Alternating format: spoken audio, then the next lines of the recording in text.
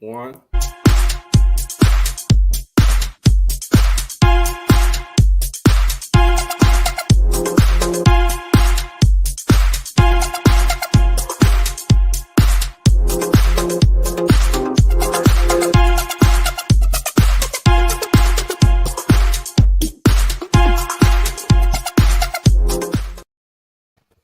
Hey, welcome to Bears Banter. My name is Bernard Muhammad. Tonight on the broadcast, you have Tammy Harris, Guy Moore, Keith Floydnoy, Jay Beasley, and we have a special guest tonight, community activist, Brother Talib Muhammad. How's everybody doing tonight? Great. Good. Excellent. Good. Excellent. Good. Hey, happy Black History Month. And tonight on Bears Banner, we decided to do something a little different and acknowledge Black History Month. And we wanted to talk about racism in the NFL. Like throughout this season, different things might have happened and the topic came up. But, you know, this is more of a show where we kind of focus on Chicago Bears. And, you know, I know a lot of y'all probably just like me, like those who are out there watching and those on the staff. Football is my getaway, you know, that's my entertainment. So a lot of times, like I know some people be like, oh man, y'all into the sport and play, right? All us who have Black revolutions be like, man, let me have my football though, you know? Let me have my football. I'm not trying to just have something I can have some fun with. But anyway, with that said, we decided to bring up this topic, and ironically, we just had an incident this week with an NFL coach, Brian Flores, where we would like to talk about tonight. But we're not going to stay on his topic as much because tonight program was actually on banning of Black players in the NFL, and then we're going to talk about HBCUs and etc. But next week program is actually going to be on GMs, coaches, and Black referees, and so we'll be able to get into the Brian Flores situation even a little bit more, even though we're going to touch on tonight. Hey, so any of y'all got anything y'all want to say before we get into this subject? Let's get it. No Thanos gloves today, please. Right, let's get it. Let's get it. Let's get it going. Because I just want to stay on topic because we got three more series. We got 3 more parts on this series, so I just want to stay on topic with what we're talking about today. So yeah, I just wanted to say something real quick. I just think that you just have 6 intelligent individuals here who can convey a message as far as not only it's appropriate for Black History Month, but I think it's very appropriate if we have some children or some people in an educational field that are watching it. And just like Bernard said last week, there are going to be some things that are going to be covered here that some of us didn't even know, because some of the research I did, I was totally blown away. But, hold it to our head, not our heart, because sometimes it can be very explosive. But we're going to do the best we can, and let's get it. Okay. Great point, Guy. Yeah, I've learned a whole lot the last few weeks getting ready for this program that I did not know before. And I'm very excited about this program. I believe it was about maybe almost a month and a half ago or maybe 2 months ago, something had happened. And I reached out to Brother Talib and I said, man, I got to find a way.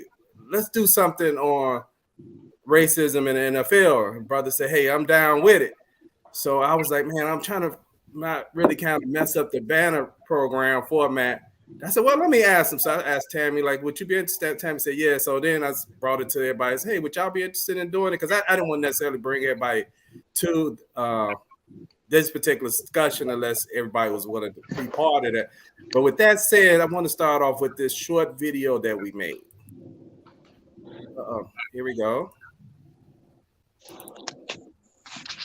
Jackie Robinson is credited by most with breaking the color barrier in baseball in 1947. But did you know this was the second time that the National Baseball League included Black players? John Bud Fowler is credited by some with being the first Black man to play organized white baseball in 1878. Others included Moses Fleetwood Walker, Frank Grant, and George Stovey, to name a few. But in 1887, the league voted to formally ban any additional signing of Black players. The NFL, like baseball, included black players almost from its inception. The NFL was founded in 1920. From 1920 to 1933, there were approximately 12 to 13 black NFL players, including Fritz Pollard, the first black player coach. But in 1933, the league entered into a gentleman's agreement among NFL ownership not to recruit black players. Unlike baseball, this was not a formal ban, and it was often, and still is often, denied as ever even having occurred, with many including our very own Papa Bear George Hallis saying that perhaps there were not enough talented black college players available to recruit, or simply the game did not have appeal to black players at the time. The ban lasted until 1946.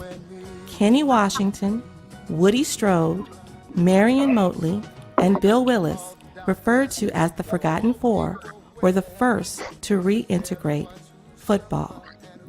Why is this never talked about? Thank you, Tammy.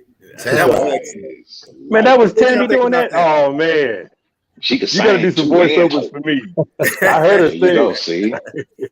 So what I thought was so interesting about the whole thing is we started out with talking about Jackie Robinson being the first person to break the color barrier.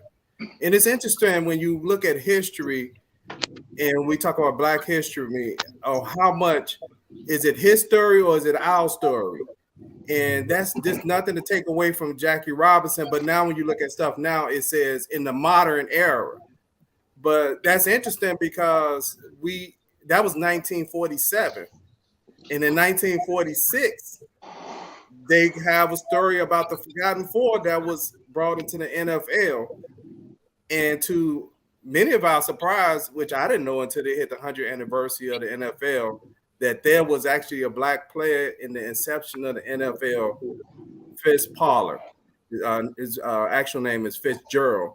So with that said, let's start the conversation about banning of black players in the NFL, racism in the NFL. So, Brother Tyler, what would you like to share with us starting off tonight? Well, first, let me let you know, I had heard the name Fritz Pollard over the years. And I can honestly say I wasn't 100%. I knew he played football. I knew he was considered one of the first black players, but I didn't do the research to find out exactly how long ago it was that he was a part of, and the fact that he was subsequently, along with Marshall, the other gentleman that came in the league with him, who was nearly 40 years old when he joined the NFL in 1920. Butch Marshall, I think his name is. Yep. 40 years old. He was 40 years old. And and they played for a few years until the NFL, I think, like most of these sports, they started off a game and then they became a business. Yeah.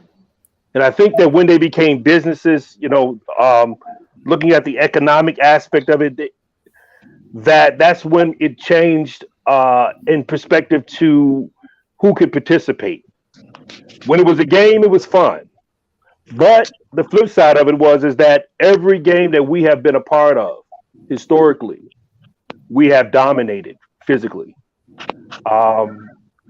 We were banned from golf for so many years. Finally, Tiger Woods emerges as the best golfer probably in history. We were banned from, hockey. We were banned from football and basketball and baseball. And, West Texas State comes in and wins the NCAA championship, starting five black players who were start off the season on the bench. So these things historically have been about, I think, you have to think about it from the standpoint. I always refer to racism and white supremacy one and the same. And I utilize a lot of the works from ISIS papers from Dr. Welsing and a lot of work from her teacher, Neely Fuller. And one of the things that they talk about there is the fear of genetic annihilation. And when you defeat someone physically in a battle, such as something on the field or in a boxing ring, whatever, it does give the impression of genetic annihilation. So for Jesse Owens to get up there and run phenomenally and just blow out the Olympics, for Arthur Ashe and these other tennis players who were not allowed smoothly on courts, couldn't play in practice on courts and couldn't go to clubs and play, the Negro League Baseball, who were beaten year in and year out, they were defeating the National League in an all-star game, blowing them out more times than not. You know, there's a physical prowess that exists that is very obviously more dynamic. You know, race is not a social construct. Right. You mentioned about not knowing as much about Fritz Pollard, and I'm going to show something to kind of put us all on the same page. I'm sorry about that, y'all.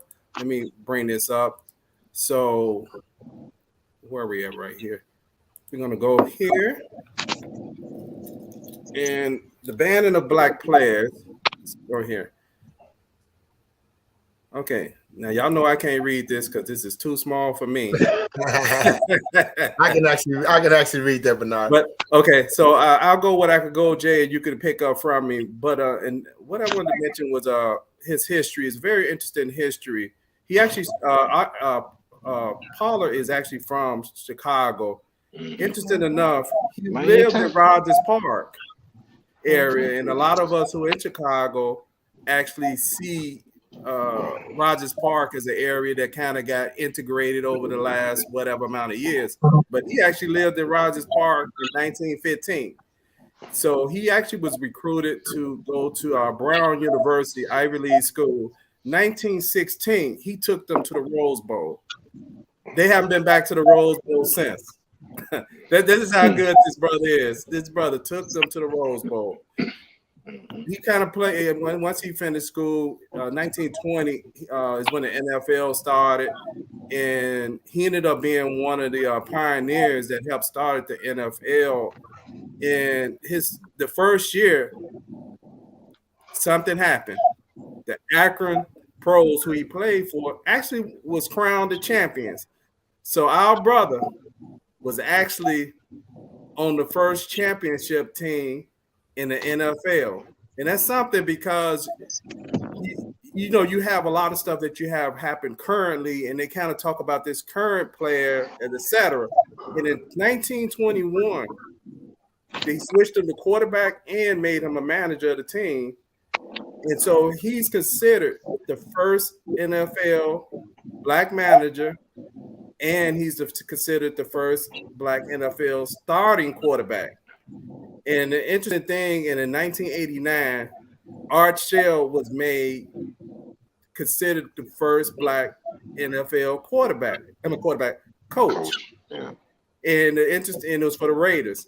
And it wasn't really until this came up that this story started coming out, because some of the conversation started talking about Art Shell being the first, and then he started questioning. Said, "No, I'm not. It's actually a guy, Fritz Pollard." So this is how it started the conversation, and so many people did not even know that.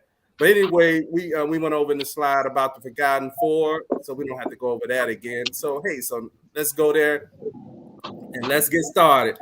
So Tyler said a lot of this was about it being a business. Do any of y'all see that about it being a business and worried about your product being affected because you got black players? Because Pollard played until 1926 is when his last year playing in that league. So, I mean, what was it? Was it about a business, or was it about racism? What was it? Why was black players banned? Black players was banned in 1933. I mean, what's your opinion? What do you think about that, Plank? Why do you think black players were banned from the NFL? Well, I think they were banned from the NFL because they started getting way more visibility.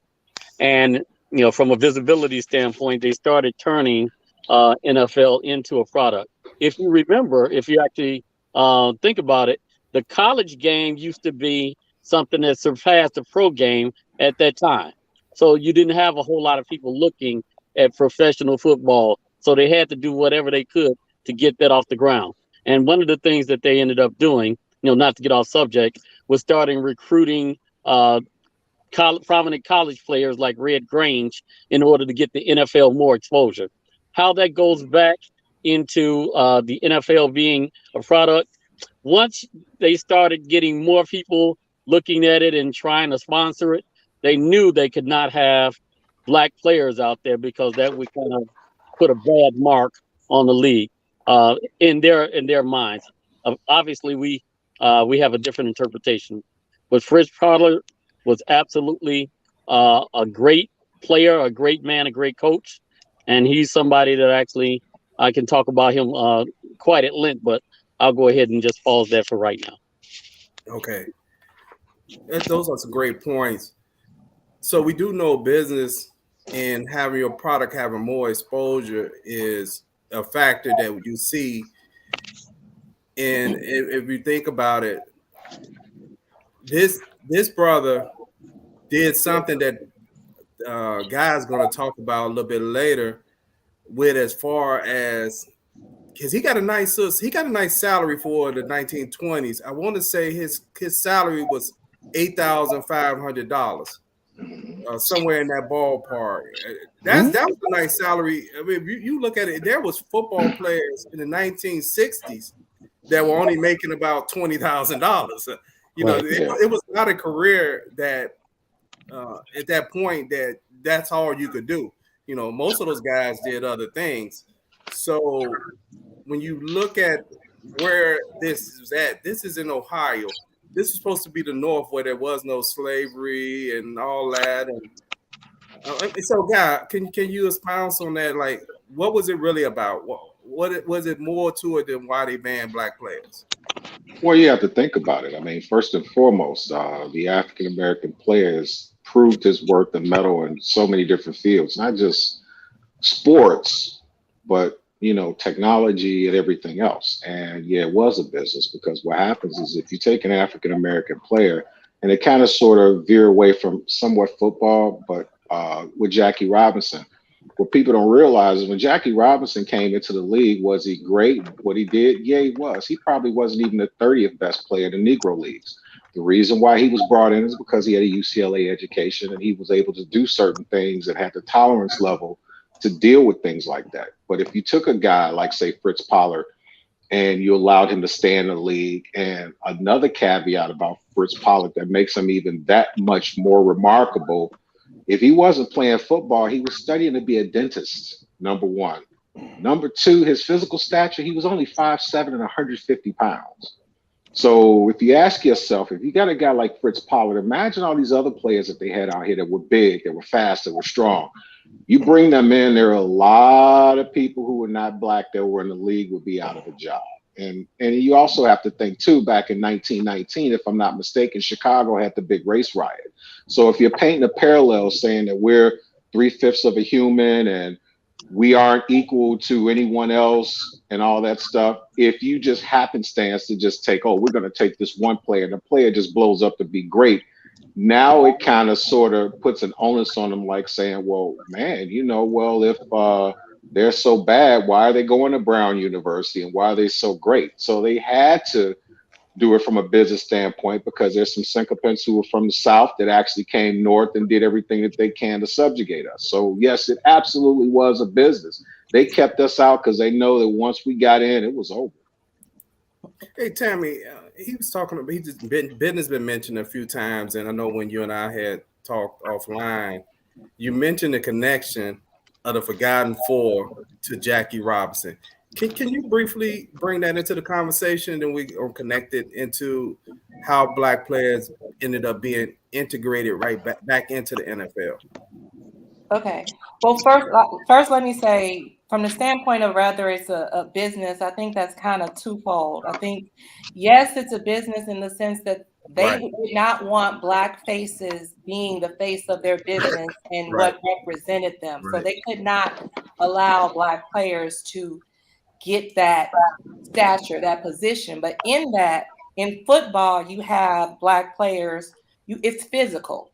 Like and you know, even back then they talked smack, and you know, in football, because I heard some on some videos I saw where they said Fritz Pollard was talking smack to some guy. Jim Thorpe. And it was like, yeah, I see you in the end zone. He did something twice, and he was like, yeah, do it, and I'll see you in the end zone again, or something, or whatever. However it was. In that time period, they could not allow a Black man to have that much, you know, uppityness, airs about himself, to think that he was worthy of talking smack to a white man. You know, so they saw football as a way of Black people being able, in my opinion, to assert some dominance that they might eventually one day want to take off the field as well. So they couldn't let them be the face of their product from a business standpoint, but they also couldn't let them get, you know, to the side themselves with what they thought they were worth, and they had to keep them in their place. But the story that I saw about the Forgotten Four coming back in and Jackie Robinson was, I didn't know that Branch Rickey was also a part owner in a football team, and he saw the two of the Forgotten Four, I forgot which two, to play on the team that he was part owner in. And Motley was one of them. He told Motley in a conversation, you know, if I had not seen you playing along white players in football, I wouldn't have had the gumption to think that I could bring a Black man into baseball. So then that's when Branch Rickey got the idea. The seed was planted for him to bring Jackie Robinson into baseball. Okay, well, that's a good, interesting story. That was Jim Thorpe, who was one of the founding pioneers of the NFL. When he first met him, he made a comment and called him the N-word. Called him the N-word, yeah. Right, and then he said he called him that back.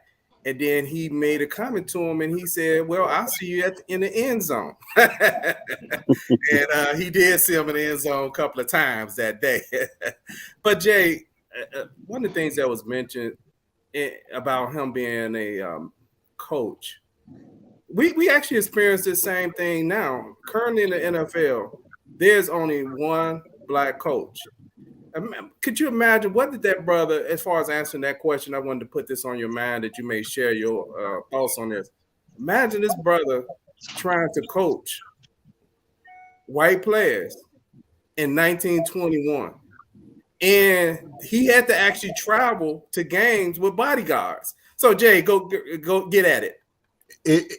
I just know it had to be difficult for him because, again, like you said, to be a coach, and you have to tell your white counterparts or your white players what it is that you want them to do and what you expect them to do. That had to be hard on him, because I know in 1921 they're looking at him like, you can't tell me what to do, even though it's based off of being a coach. But the mindset at that time of people having someone Black / African American telling them what to do, that wasn't feasible for them. They like, okay, yeah, but you can't tell me what to do.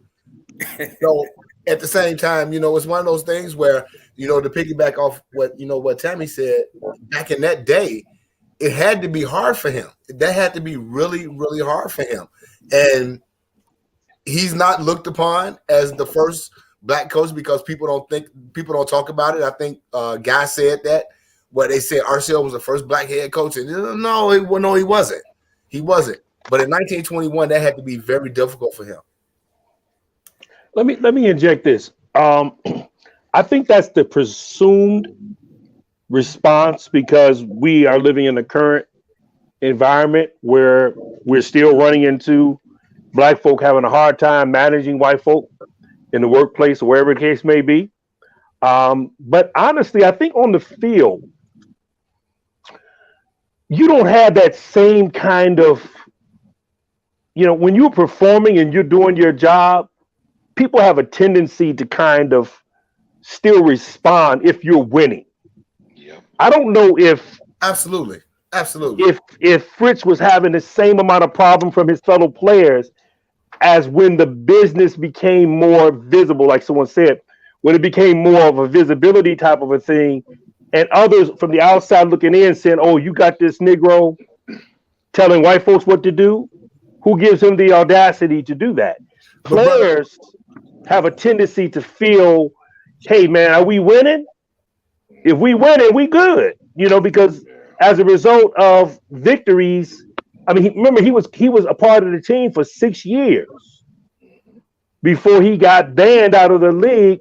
And the question is what happened by the time he got banned out of the league, which of all the players, I went and looked at the listing of players that were given bans out of the league, they don't mention Fritz, Pollard, Butch, Marshall, or the other 9 players that were also banned from the league until the 1940s. They're not mentioned. So you have to ask the question, well, what is it that happened between 1920 and 1926 from a business standpoint, from a hierarchy standpoint, from a racism, white supremacy standpoint? Because when we define racism and white supremacy, we have to think about it in terms of a layman's definition of power and control, not so much as discriminatory things based on epithets and name calling and stuff like that, but we talk about power and control. But see, racism is defined by power. Right. And what I want to say, to piggyback on the business aspect of it, in my opinion, I wasn't there and I don't know. But in my opinion, I just really think that although it was a business at that time, what we say is a business now was not a business in 1921 or 1921 through 1926. So to me, that really just says like it was more about racism than it was about a business. That's my opinion. And I agree with you, Jay. And I think what I was saying is that, but racism, if we defined it in terms of power and control, then it has to be on an element of those that have it. And ownership, management. This is one of the reasons why we look at the NFL today, and we can see the elements of racism so ingrained from that time period of 1920. Absolutely. And here we are 100 years later, and we're still dealing with a league that doesn't have any more representation in 2022 than it had in 1920. And that's crazy. Interesting thing, brother. Except Tyler, for on the field. Interesting, brother Tyler. You actually have almost the same number, really, because I believe you only have one coach. You had one coach in 1920. So you're talking about NFL just celebrate. Right. Now we on 101 years celebration. 102 years. Yep. 102 this year, and you have the same exact number. Now I wanted to interject this as far as the timing of when they actually technically banned black players was 1933, and it's going to really lead into our conversation as we start talking about money and power. The black players were technically banned in 1933 as far as when they had the meeting. What's so significant about that? That was the beginning of the Depression. Well, it was also a time where race riots were happening all over the country. You had the Tulsa, Oklahoma race riots in 1929. So you're talking about all this. 19 when Tulsa? Yeah. That was 1921. 1921. 20, yeah. So you're talking about a period of time where there was a lot of race riots all over the country, like 30 or 40 of them overall, stemming from East St. Louis to Rosewood, Florida, all over to everywhere else. You had all those things happening. So you had so much racial tension going on in America that was happening that you do see a kind of a pushback maybe coming from the league. Said, well, maybe we don't want to have any racial tension in our organization, so let's just get rid of these players, during this period. But you're right, the stock market crash happened. All that was happening. There was an economic shift happening. Integration started to become a thing of conversation from an economic standpoint, but not from a physical standpoint. In other words, they want our money, but they didn't really want our. So even with the leagues, they would let us come and watch and different seating in baseball. You could go sit in the Negro section and all that because they didn't mind taking your money. but they sure enough didn't have the representation inside of the game as it pertains to players and definitely management and coaching. Okay, so Keith had something he wanted to say. Who is that, Keith? Keith was trying to say something. Yeah, one of the things I want to bring to bear is that part of the reason why those white players listen to Fritz Pollard is because he helped them win. Think about it. Back in the day, if you did not win, you didn't get paid as much for your efforts. So in order to make sure they got the maximum chance of winning, they put him in a position that was the strongest position on the field, being the quarterback. And they also allowed him to coach it. So it was nothing gregarious as far as he's a black guy, we gonna let him play. He gave them the best opportunity, and that's why he was the coach, and that's why they let him play quarterback.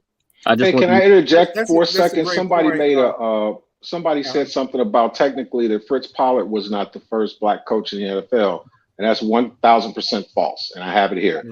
The league began play in 1920 and comprised of 5 teams from Ohio: the Akron Pros, which was his squad, Canton Bulldogs, Cleveland Tigers, Columbus Panhandlers, and the Dayton Triangles; 4 teams from Illinois: Chicago Tigers, Decatur Staleys, Racine Cardinals, and the Cardinals were based in Chicago but took the name of a local street, and Rock Island Independence. So, and it's not clowning anybody. I just like to kind of make sure that we kind of put a context in what we say. So technically, he absolutely was the very first black NFL coach. Okay, great that's point, a great point. Hey, what I do want to mention, let's go back to 1933. You got depression coming on, and people out of work. Stock market crash. This is the way to kind of make money leisurely. Guess what? It's the same thing that you start having and you have now. Somebody is taking my job. Even though it's football, somebody is taking my job. Right. So how do you keep that the white guy who feels his job is being taken because this guy can run? I mean, you didn't time players back then, but this guy's running a 4.40. 4.2. He's running a 4.2. They never seen nothing like that. He's running all over them. So guess what? We got to get rid of some of them. They might be the best players in our league. And Guy was going to talk about 33, what happened. Because this brother just didn't leave the league after he retired in 1926 and do nothing. I think he had some other plans, which is a little known fact of him trying to start a black football league. You did. You want to talk about that, guys? Your slide is on some of that, or? Yeah, I can. I got it. 1 second here. Let me go back. Technically, it started back in 1936. I'm just going through some of the slides. And I apologize. Some of the slides we're going to gloss over because just like we said, it's like with us, we're learning something every day. And I know Bernard brought something to me. He was like, man, I didn't know that they were having like a black NFL team. And we looked at it and found out we didn't, but actually going into that actually segue into something else. So it just goes to show that how much of our history as far as contributions are concerned and things happen, there's so little, but as they say, if you want to keep something from one of us, you put it in a book. And I ended up with 14 slides. It could have been even more. So I'm going to gloss over some of these. So I apologize if we're flipping over, but I'm going to try to make it as pertinent as possible. Okay, black non-NFL teams. One of the last 2 blacks to play in the NFL before the ban was Oregon State back Joe Lillard. It was Lillard along with Fritz Pollard who formed the Brown Bombers professional team in 1936. Pollard, another outstanding back, was the NFL's first, and so far at that point, only black head coach. That experience resulted in him being named the head coach of the Bombers. Pollard, another outstanding back, was the NFL's first and so far only black coach. That experience resulted in him being named head coach of the Bombers. The Bombers were named, of course, after the great heavyweight boxer Joe Louis, the most respected and well-known black athlete of his time. Though they nominally represented Harlem, the Bombers were primarily a road team. Thus, details of the team's history are often sketchy at best. The first known Bombers game was played September 23rd at Passaic, New Jersey. A sparse crowd of only 500 fans was on hand to see the Passaic Red Devils, which were members of the American Association, defeat the Bombers 3-0. Next one. Oh, I think I screwed that one up. Let's see. After the 39 season, let me just go to that one real quick. After the 39 season, yeah, we're flipping. Okay. After the 39 season, the Bombers appeared to have switched from playing teams in the New York area to playing clubs in the Northeast. Probably as a result of that change, reports of their games became more scarce at the same time. No record of them has been discovered for the years of 43 to 45, but the team reappeared in 46, defeating the Hartford Blues 13-12. That, however, is the last that we hear of the Brown Bombers. Next up.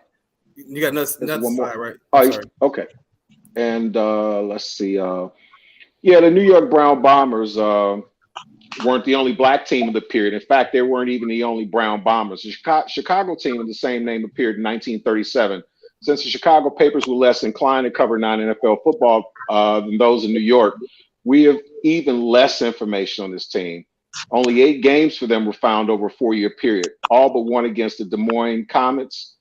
There's no roster information on these Brown Bombers, but Northwestern star Bernie Jefferson was on the team at some point. The most interesting chapter in the team's history came in 1938 when the Bombers joined the Northwest Football League. The NWFL, oops. I'm sorry.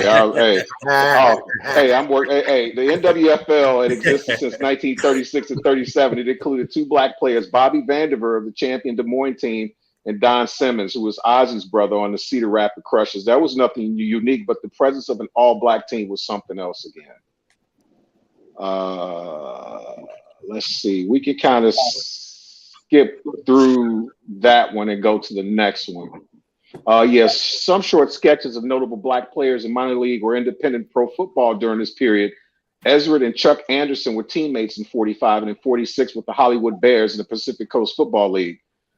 They were also the 2 ends of the 1944 AFL second All-Star team. Ezra, the bigger star of the 2, repeated on the 46 PCFL second team. He played briefly in the AAFC in 1947. Pro football, he went to the CFL in 1948, and maybe he did start the season north of the border, but he finished it back in the PCFL with the LA Bulldogs. And that season, the Bulldogs developed a special end-around pass play, and Anderson threw at least 2 long touchdown passes that way. Both Andersons made the All-West team in Canada. Chuck in 1948 at center, and Ezra in 1949. I have a question real quick. Yes, sir. Continue on. I want to go back to the presentation that we did at the beginning, where the owners of the NFL had said, because they never agreed that they actually banned players. Right. They had a gentleman's agreement, right? I don't know what that means. I don't know, maybe somebody could explain what a gentleman's handshake. It was a handshake agreement. A handshake agreement. Okay, that I mean that they didn't have it written down. Right. No. So when you look at that, one of the things they were saying was black people are not interested in playing football. Right? They use things like that. They're not interested. There's not enough of them that actually are interested in it. But here we're talking about somebody starting black teams in different cities, right? To keep playing the game, and they're probably playing for the pennies, but you have these owners saying black people are not interested in this. Do that sound like what they used to say about golf? Why we didn't golf, we wasn't interested in it. Not that there was not a rule, that you couldn't get membership. That we wasn't interested. Do that sound familiar with some of the same things you hear? Yeah, to me it sounds familiar. To me it sounds familiar. But the bottom line is they use that as an excuse to say we wasn't interested, because the bottom line is they didn't want us to take over the sport. Right. That, to me, that's what it's all about. It's been said since slavery. The black male is dominant, and he this and he this and he that. Well, when it turned over to sports and when it came over to football, they were didn't want us to be in that position to be able to dominate, because once we're in that position to dominate, they felt like they wouldn't have positions to be able to be on the field. So I mean, it's the same thing. It's the same thing all over again. It's been like that. It's unfortunately that aspect of it is not a part of the game today, but back then that's what it was. It was like afraid of just total dominance, which is why they felt like we had to ban the black player. And let me say this: it's not relevant in necessarily football, but it still exists in sports. Absolutely. And we look at hockey. Absolutely. Baseball. I mean, the original players in hockey and founding fathers of hockey were 6 black men in Canada. Yeah. Mm-hmm. And thus, you don't see many black people in hockey today. You look at the other sports again, and I think where you're 100% correct, Jay, is when you're dealing with players that were just dominant. When you come into something and you just dominate, you learn it, and 2 minutes later you dominate. Y'all been on the field out there. I play football. I played football for Whitney Young, and I'm telling you, when somebody came and was like this dominant, nobody want to play. You almost didn't want to play. You wanted to play with your team. Right. But you was like, man, this guy's killing the game, And this was happening with these players. Again, West Texas State, they brought in players to black players were not even being recruited. They sat on the bench. And when the coach realized I can't win with these players on the bench, he put them in and they won the NCAA basketball championship, period. And everybody was happy. But the reality is there was this pure dominance from an athletic standpoint. Again, who's perpetrating this concept of race being a social construct?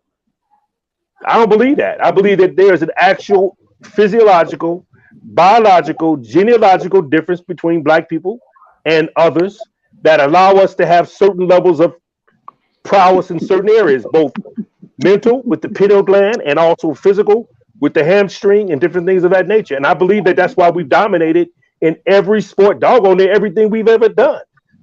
There is mentally, physical, spiritual, emotional. There's been a dominance in that area, and this fear of white genetics, the annihilation, and this desire for white genetic survival, which Dr. Welsing speaks so eloquently about in all of her papers, is evident in sports. And she has an article on the ball games talking about some of the reasons why white folks were using the balls that they were using on fields that they were using in world and showing some level of dominance.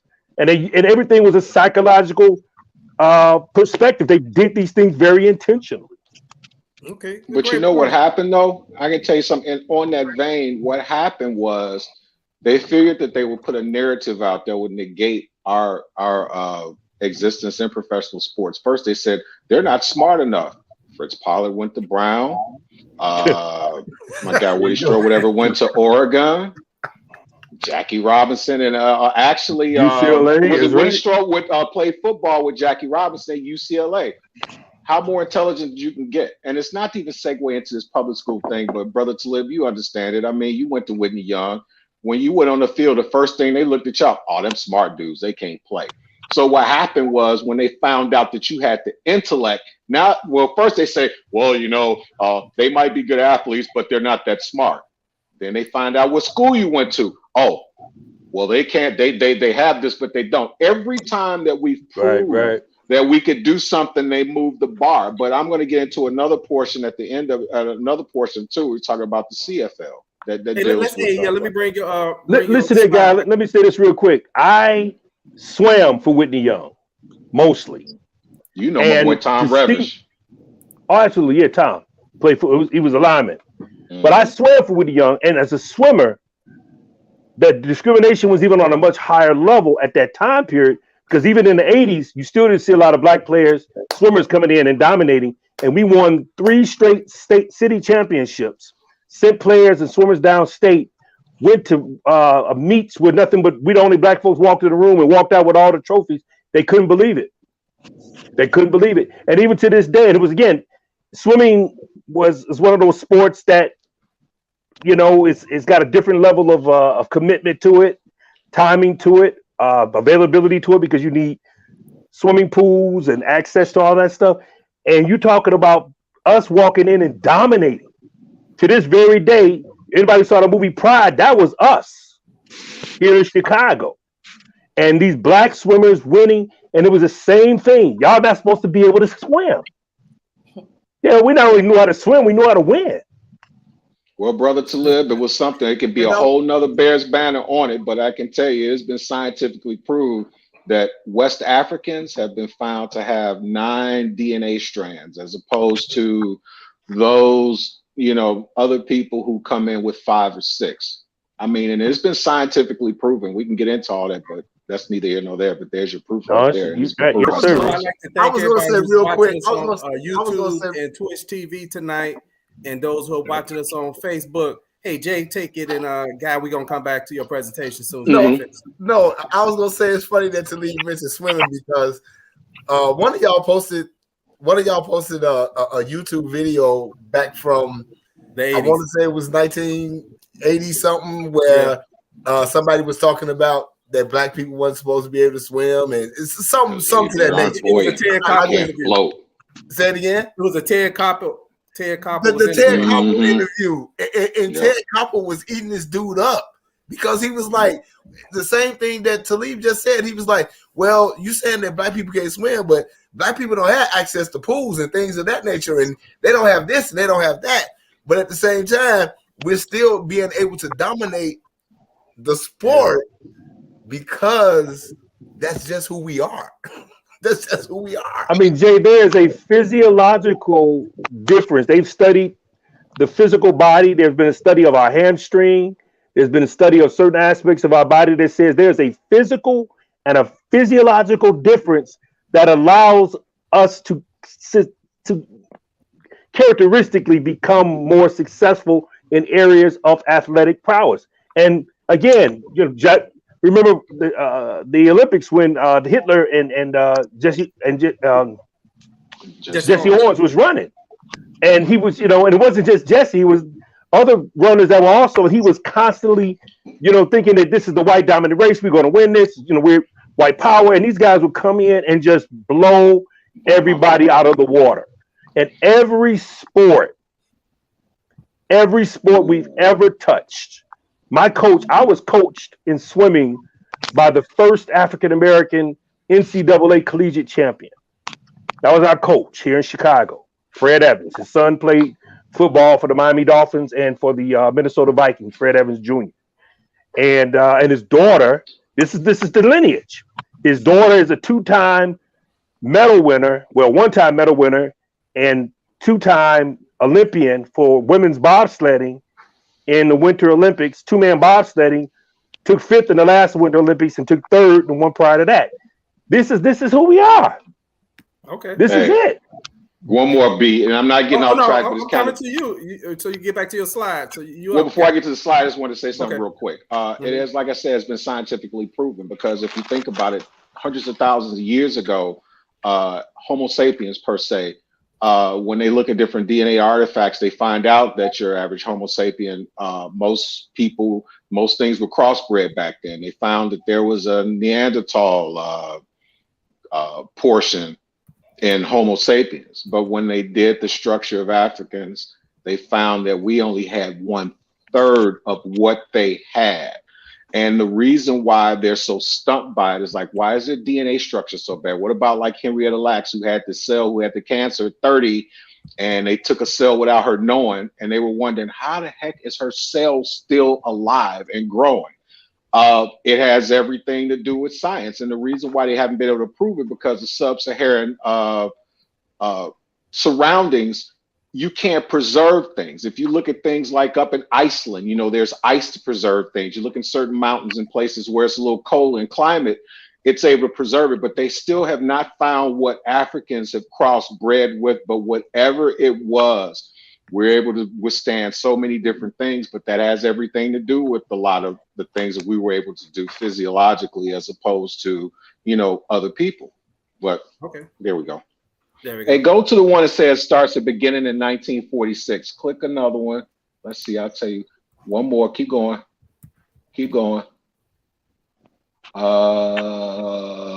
Keep going. Right there. Okay. Beginning in 1946, a steady, albeit relatively small flow of African Americans began to migrate to the Canadian Football League. The CFL color barrier was officially broken in 1946 when the Montreal Alouettes signed Herb Charwick and Virgil Wagner. The Alouettes were a CFL expansion team in 1946, and their American general manager, Lou Heyman, no doubt used the signings as a means to gain a competitive advantage over the existing teams in the league. These expectations were fulfilled as the Alouettes, led by Charwick and Wagner, won the 1949 Grey Cup in only their fourth year of existence. Other CFL teams quickly followed Montreal's lead. If teams did not begin to integrate, they risked putting themselves at a competitive disadvantage on the field. Each team had their pioneer African-American players. In 1948, Calgary signed Woody Strode, who along with Kenny Washington had broken the NFL color barrier in 1946 when they played for the Los Angeles Rams. 1 year later, Calgary also signed Ezra Sugarfoot Anderson. Anderson went on to have a 9-year career with Calgary. This should be the next one up. Yeah, there's a considerable anecdotal evidence to indicate that Canada and the CFL were not the havens from discrimination for African Americans, as some may portray. George Reed, an African American running back who played from the early 60s to the mid 70s with Saskatchewan, was particularly noteworthy for being vocal about the racism he faced in Canada. He rejected the idyllic view that Canadians often have of themselves and noted that a lot of people in Canada kind of shut their eyes and think discrimination doesn't exist. Interesting. The Regina media were all over me. Reginians who thought that their city was just fine were outraged that I'd said otherwise. Molson, the major Canadian brewery who was his off-season employer, demoted me and almost fired me. I've never said I hated Canada. I've never said I dislike Canada. What I said is, don't say these problems don't exist. Ezra Sugarfoot Anderson, an early African-American pioneer for Calgary in the late 1940s, noted that double standards often existed in Canada. He said, our country club here in Calgary didn't allow Jewish people or Black people, but they said Woody Strode and myself could come. That kind of struck me as a little odd, and I never did go. If I hadn't been a Stampeder, they wouldn't have let me in, so I just didn't go up. Over the past half century, the CFL has continued to be perceived as a place that offers increased opportunity for African Americans. African American starting quarterbacks were commonplace in the CFL during the 70s. Warren Moon was one of them, of course. Almost 2 decades prior to them gaining prominence in the NFL, the first African American head coach in the CFL, Willie Wood, who started with the NFL's Green Bay Packers in the 60s, was hired in 1980. And almost a decade before, the Oakland Raiders made Art Shell the first African American head coach in the NFL. Okay. Oh, good information. So we at where the Rams have decided in 1946 to allow Black players to play, and they approach Kenny Washington. But why did they approach Kenny Washington? Because they was actually getting outrage from Black people in the community because the stadium was in the Black area. And they were getting pressure that they were not going to let them play these games if they didn't see representation on the field. Now, to me, in 2016, a man kneeling in front of, and doing the national anthem for a few seconds don't sound as tough as some people saying, no, we're not going to let you play these games if you don't put some in. So that's interesting when you just bring in modern times, like how much even just you bringing something to people's attention that they get angry that you bring it. Because one reason I'm bringing this up too as well is, as long as we've been doing Bears Banter for 2 years, we, at the most part, have not had trollers, maybe here and there, but there's more trollers tonight than we had ever had as far as people making comments over and over and over, all kind of racist comments on YouTube, and particularly where I'm actually blocking people because why? They don't want to hear a subject like this being talked about. Wow. No, they don't. It bothers them when you talk about race, because there's a lot of people that would like to just stick their heads in the sand and pretend like it doesn't exist.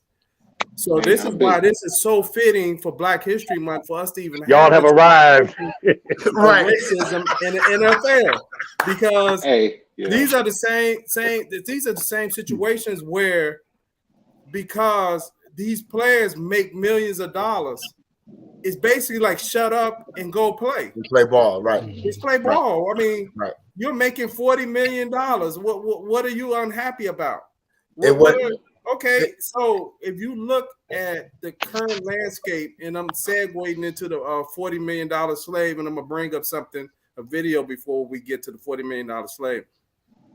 But this is to bring up that because you make money or you're a millionaire, you should not have an opinion.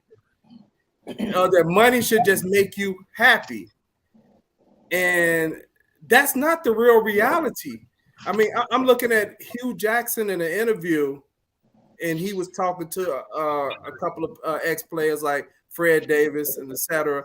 And one of the things he talked about was when he was a coach, and more so with Cleveland, how he had no opinion. They didn't care who he wanted to draft.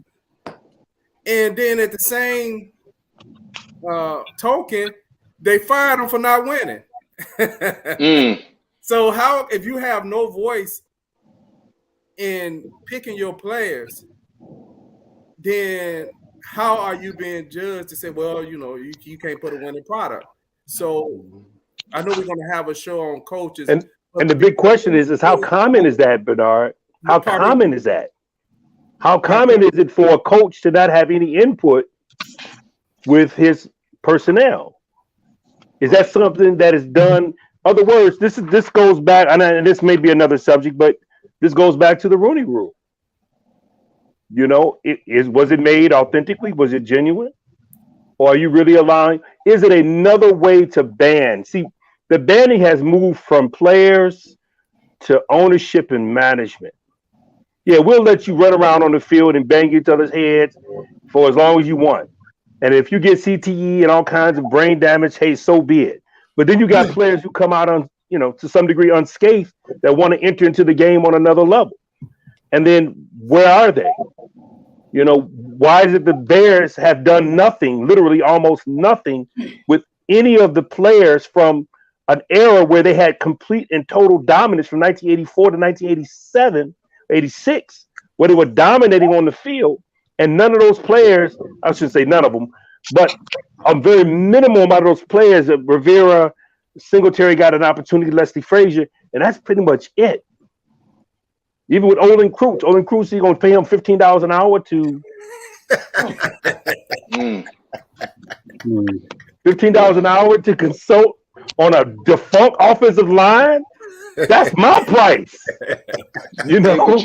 Hey, you know what though? Don't sell yourself short to leave, because that ain't my $15. But I'm just saying, that's something you can justify offering that to me, but to a Pro Bowl, All Pro, soon to be Hall of Fame lineman, right?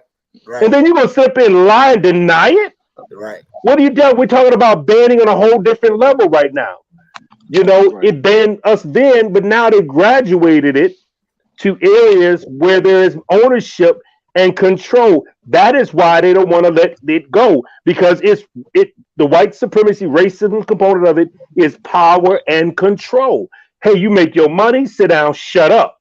Play, run, catch. You're a millionaire. Take care of your family. But if I am a millionaire, guess who that affects? Me. Hey, that's not a communal thing. To kind of segue back to why were Kenny Washington, guys like that, why were they first? Because a lot of times what happens is people are afraid of the unknown. But see, what happens, what a lot of people don't know, Kenny Washington, Woody Strode, they both teamed with Jackie Robinson, played at UCLA. So it was already out there, and they looked around and these guys are great. They're excellent. So it was easy to make them pioneers because they'd already tried it and they were great at it, and they'd already did it at UCLA. But I would think that had they not been at UCLA at that time, I don't think they would have been allowed to play football. And I think Jackie Robinson wasn't. What you have? Go ahead, play. No, I didn't say anything. Oh, okay. So hey, I wanted to. But I want to say something real quick before you go on. Okay. I watched a video earlier where it said, I believe it was Strode that made a comment because, Guy, you said that he did it at UCLA and then he had to do it with the football team. They said he actually made a comment that said that when I die, if I have to integrate heaven, I don't want to go. Wow. Because he was just tired. Yeah. I saw a video. Now that you say that, Fritz Pollard is an older gentleman, and he was talking about at games where they would sing this song. I believe it was "Bye Bye Blackbird." That broke my heart, man. And he was still hurt by that. I believe he was in his 80s. He was in tears. I don't want to stray away from football or our conversation, but internationally, a lot of Black players endure this in soccer. Yep. Where there is this antagonist relationship of throwing bananas and stuff like that on soccer fields in international games, marking the Black players. But anyway, let's get back to this, and I want to mention Marilyn Motley because when I looked him up, it was incredible stat. This brother was 6'1", 232 pounds, and he was a running back. And when I was looking at tapes of him running, that was Jerome. He was Jerome Bettis of the 1950s. I mean that brother. I mean, imagine that 6'1", 232. I don't know what his speed was. I mean, it didn't matter at that point. It didn't matter. Y'all had Tony Betts on y'all team. I met Tony on the train one day coming home from practice, and I was like, "I'm glad we don't play Lim Loom." I'm like, I ain't tackling him. I ain't tackling him. And he was a freshman that year. Yeah. So anyway, in reference to that, let's kind of move here. Like I said, I want to get to this part with because I want to make sure we get to the HBCUs. And thank you, everybody. I know this show is a little bit longer than what we normally would go, and the conversation is a whole lot different than what we normally have. But this is a Black History Month program, and we thank everybody who's out there and giving us an hour or two of their time to talk about this topic. But when you go through, as they integrate, it was some interesting things that happened after what they call the Forgotten Four, those four brothers who are integrated. We lost Brother Tyler for a minute, who integrated the NFL. The Bears, who originally was the Decatur Staleys, now have became Chicago Bears. And they actually signed what considered the first Black quarterback in the modern era. That's what you have to say now, the modern era. His name was Willie Thrower. The interesting thing about Willie Thrower is they only let him play half a game. How appropriate. Willie Thrower. What you say about my mama? but I mean, how fitting is that name, Willie? A quarterback named Willie Thrower. Yeah, that's really he wasn't taking those shorts. But as the NFL start integrating, they did make sure they didn't really want Black men being quarterbacks. That was definitely evident when Willie Thrower came in that game, and I believe he was cut at the end of that season. And one of the things that when you look at it, each team started bringing in different players. Predominantly was running backs at first. Because they didn't want some of the Black guys putting that brutal pain, tackling guys, taking out that frustration. It reminds me of a few weeks ago, Guy had mentioned when Fritz Pollard would slide, it was similar to the slide that you see Justin Fields do right now, where he would actually slide and he would kick his cleats to keep people from trying to pile on him, right? And he would give them a little cleat. But anyway, as teams integrate, it was one holdout. And it's interesting again today that the one holdout as far as integrating their team was the Washington Redskins. The Washington Commanders. Was owned by George Preston Marshall. And he held out as long as he can. And matter of fact, he was the ringleader of banning black players. Wow. And it is interesting that the current Washington Redskins owner today, The Commanders, is under investigation, Right. for inappropriate touching of women, and the conversation that he was having with the what's the racist name? John Gruden. John Gruden. Chucky. Emails between the Washington, they was investigating the Washington Redskins owner. And it was email exchanges between him and John Gruden on how the John Gruden emails supposedly came out. That's interesting. The same owner, right? So it's not the same person, but the same. Same franchise. Same franchise. The team that just became the Commanders this week. You know, I don't know what the Commodores, right? Featuring Lionel Richie, that quarterback. It's just to piggyback off of that. The only team that people was against their mascot or their nickname. Right. Just to piggyback off of that. To tell you about that whole scope of things, what people don't understand, you know that Snyder Webb was under some type of practices in the company, and them in the league, because the league wanted to independently investigate them, they came to an agreement that in order to, because I guess the courts are trying to let this information out as far as the improprieties, but they have this thing to where the only way that can happen is if the league as well as he sign off to agree on it. So there's another gentleman's agreement.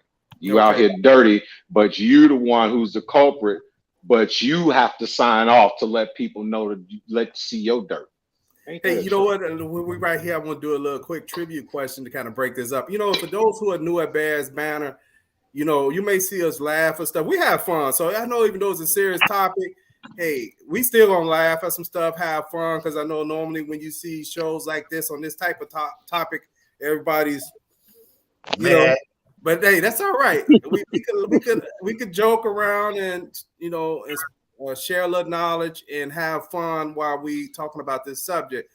But when you go to the Washington Redskins, the trivia question I have is, who was the black player that was integrated to Washington Redskins? Who is it, Jay? I see you clapping. I don't know who integrated the team. I thought you was gonna say something else, which is why but I was gonna say something else. I was gonna say Doug Williams. I was thinking along a different line when you said that, but you know, Doug Williams, that's my man. So, but yeah. You about to say something, Brother Tyler? No.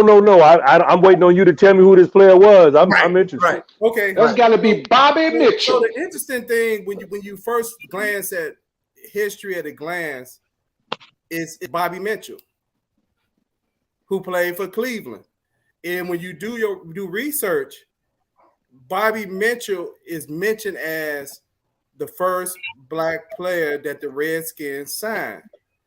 And this shows how even in that contest as 1962, how our history could have some stuff that's not exactly true, just like Jackie Robinson didn't actually break the color barrier in professional sports. The first black player that they actually signed was from Western Illinois. I'm from Western Illinois. What? Plank is. In 1962, first round draft pick was Leroy Jackson from Western Illinois. He was a running back. They actually, he's from Chicago Heights. And when you kind of really dig into the story, they try to figure out why was he kind of written out of history. And they kind of give Bobby Mitchell as being the first person for it, because the Washington Redskins caught him with a white lady at a hotel. And they cut him. Makes sense. They cut him. And so they kind of rewrote history, right? Kind of wrote his name out. And I saw the story a couple of years ago on, I think it was HuffPost. I saw it where they talking about the forgotten man. And he's currently, he still live in the south suburbs of Chicago. When they wrote the story at the time, he was an RTA driver. When I say caught him, it was a story in reference to one of his nephews. I think his name was, I had it wrote down. It might have been Curtis Wright who said it. And when I say caught him, not saying like caught him like he was doing something to her. It was a lady he was dating. Mm-hmm. And they were like, no, we're not gonna have that. You know, kind of like what Jim Brown mentioned when he was in Syracuse, right? When they brought him to the team, and actually they didn't even bring him there to play football. They brought him there on, I believe, on a lacrosse. He was the greatest lacrosse player in the world. Yeah, but basically the thing was, hey, you can play football and lacrosse, but stay in your lane. Yes, stay in your lane. You want to go back home? Stay in your lane. Stay in your lane. So I guess that kind of gets into the whole thing about why, you know, this guy was basically drafted by the Cleveland Browns because they were going to try to make this omnipotent backfield. Imagine him and Jim Brown in the backfield. The reason why they don't say too much about Jim Brown, first of all, he was smarter than you, he was bigger than you, he was meaner than you. So yeah, he was. I'm sorry. And I just want to say this: we have a history of certain segments of history being written out or forgotten to tell whatever story it is somebody wants to portray. Because what Jackie Robinson did, it was significant in the fact that yes, he did reintegrate baseball. We were cut out of it, but the whole period from say like 1863 to 1877. Black people don't even really talk about. We don't really study it. Some people do, some people don't. But they don't really understand that whole Reconstruction era and what Black people actually accomplished during that Reconstruction era and the strides that we were making as a people. And even though the Klan was founded in 1865, the Klan didn't really start to rise to power until the National Guard left the South in 1877 when Reconstruction ended. Until that time, Black people they were opening up businesses. They were successful. They owned property. They voted. We had senators. We had congressmen. You know, things weren't new. You had people playing in professional sports, you know, in baseball. But because they don't talk about that segment of our history, because that's at another period in history where Black people were starting to establish themselves, and then the system comes in, tears it down. Same way they don't teach about Black Wall Street, 1921, or all the communities in South Carolina, Chicago, and all the other places where you had prominent Black businesses and communities where people were striving that were destroyed either because of some form of white supremacy, whether it was led by the government or led by the Klan. They don't talk about that stuff. So then when they want to create whatever narrative they want to give you just enough information to make you think you know something. So you got to dig. And it's not a knock on Jackie Robinson. It's not a knock on anybody else that was the first in the modern era. But we need to go back and dig through history and understand the things that they don't want us to know. That's a great point. Totally agree with that. You know what? In order to kind of know where you going, you got to know at least where you're at right now, right. And to know what was your past. But knowing where you are right now, your past plays a significant part of where you're at right now. And to try to ignore where your past was is the people that a lot of us say, man, they lost. And now the big social media word now is woke, right? Right. You know, but that's a term really in our community that we actually been saying forever. I mean, it just kind of got popular in the mainstream. But that was a terminology that we I mean, all my life, I can remember us using the term, some people are woke. right? up. Other people are not. So it's something how something could become commercialized in a way where it has less meaning now because it's almost kind of used in a way to demean people in a sense, right? Where when we used it, it was more of an acknowledgement that the person might have said something that you didn't know or something, right? And you're like, man, that person woke, man. I mean, Hey, Bernard, getting straight knowledge. What you got, guy? you know where that comes from? Inherently, when we're raised, think about this. I mean, we had a chance to see a black president, but I can even speak for everybody on this panel. I remember as a kid, my mom would tell me, you could do anything you want to do. I said, Ma, but I can't be president. There was a black president. You know what she told me? She said, why don't you be the first one? She knew what was going on. But what happens is this. Our parents ingrain this sort of thing in us to tell us irrelevant as to what you see, change the narrative. You have to be 5 times better. You have to study your books. You can't be good with just a C. You have to be perfect. And this was ingrained in us from the time that we were kids. So when they start talking about this whole woke thing, it makes me laugh because I'm like, I remember when back in the day when we were talking about Shirley Chisholm and all that stuff, and we were happy about it. But, you know, and you knew your parents and all the people around you was like, they don't want no black president. But to a person in your family, friends, and adults, they would never sit up and tell your kids you couldn't be a real parent. They weren't going to tell you couldn't be a president. So in our minds, we didn't understand the racism portion, but we had that drive. So, you know, so it's a little different. That's one of the reasons why, and I've been posting about this on my own personal social media page this month, is why I really applaud the Chicago public school system, even though there's always a lot of talk about it. But our educators made sure we knew who we were in our Chicago public school system, all the way down to the names of schools that they made sure, all the way to one of the first educational systems across the board in the United States that had Dr. King's birthday as a holiday. I don't ever remember going to school on Dr. King's birthday ever. And it did become a national holiday until 1986. So when we think about all of the things that this system allowed us to be able to do and what we were exposed to our culture, if nothing else. And anybody who was in the CPS system, how many times you go to the DeSalvo Museum? At least 2-3 times a year. You know, we were exposed to these things and we had a sense of understanding. So it wasn't new to us to be awake and understanding of racism, understanding pride, all those things of that nature. And let me just say there's 2 things I want to add to the conversation real quick. Attorney Brian Stevenson, if you're familiar with him, he's the director of the Equal Justice Initiative, and he was the person portrayed in the film Just Mercy by Michael B. Jordan about the racial discrimination going on in the state of Alabama regarding mass incarceration. And he also founded 2 museums in the city of Montgomery. And he says that the opposite of poverty is not wealth. The opposite of poverty is justice.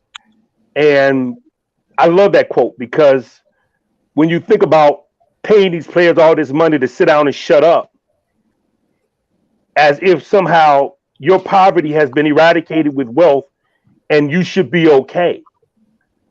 But your means of putting us in poverty was to create inequity to a degree, not just on a financial standpoint, but on a social economic level, which deflates and detracts from our ability to participate wholly in the things that we do. Wholly means that I don't want to just be a worker at this job. I want an opportunity to be president of this company. I want to not just work my butt off to be a great salesman. I want to be able to be the manager or maybe the VP if possible. I want that opportunity to be there. And I want my great skill and ability to at some point transfer over into leadership. You know, when you are peers and you've been successful at something, you want the next level. Hey, we were Super Bowl champions. I was an all-pro linebacker. I should be able to coach linebacking and eventually move into defensive coordinator, and then maybe be coaching and maybe GM one day. That's a natural progression in thought. You know, I played quarterback, and college ball. I should be able to play quarterback in the pros. I know that's another subject we'll talk about more in depth, because I would love to talk about how they did Vince Evans and other people coming into the NFL with no desire for them to be a quarterback on this level. So this is what we're dealing with, the banning. So one of the things that suggests in the book written by Neely Fuller, he suggests that that entertainment brought a form of justice, because players working together, and not entertainment but sports in particular, brought a form of justice on the field. This is my brother.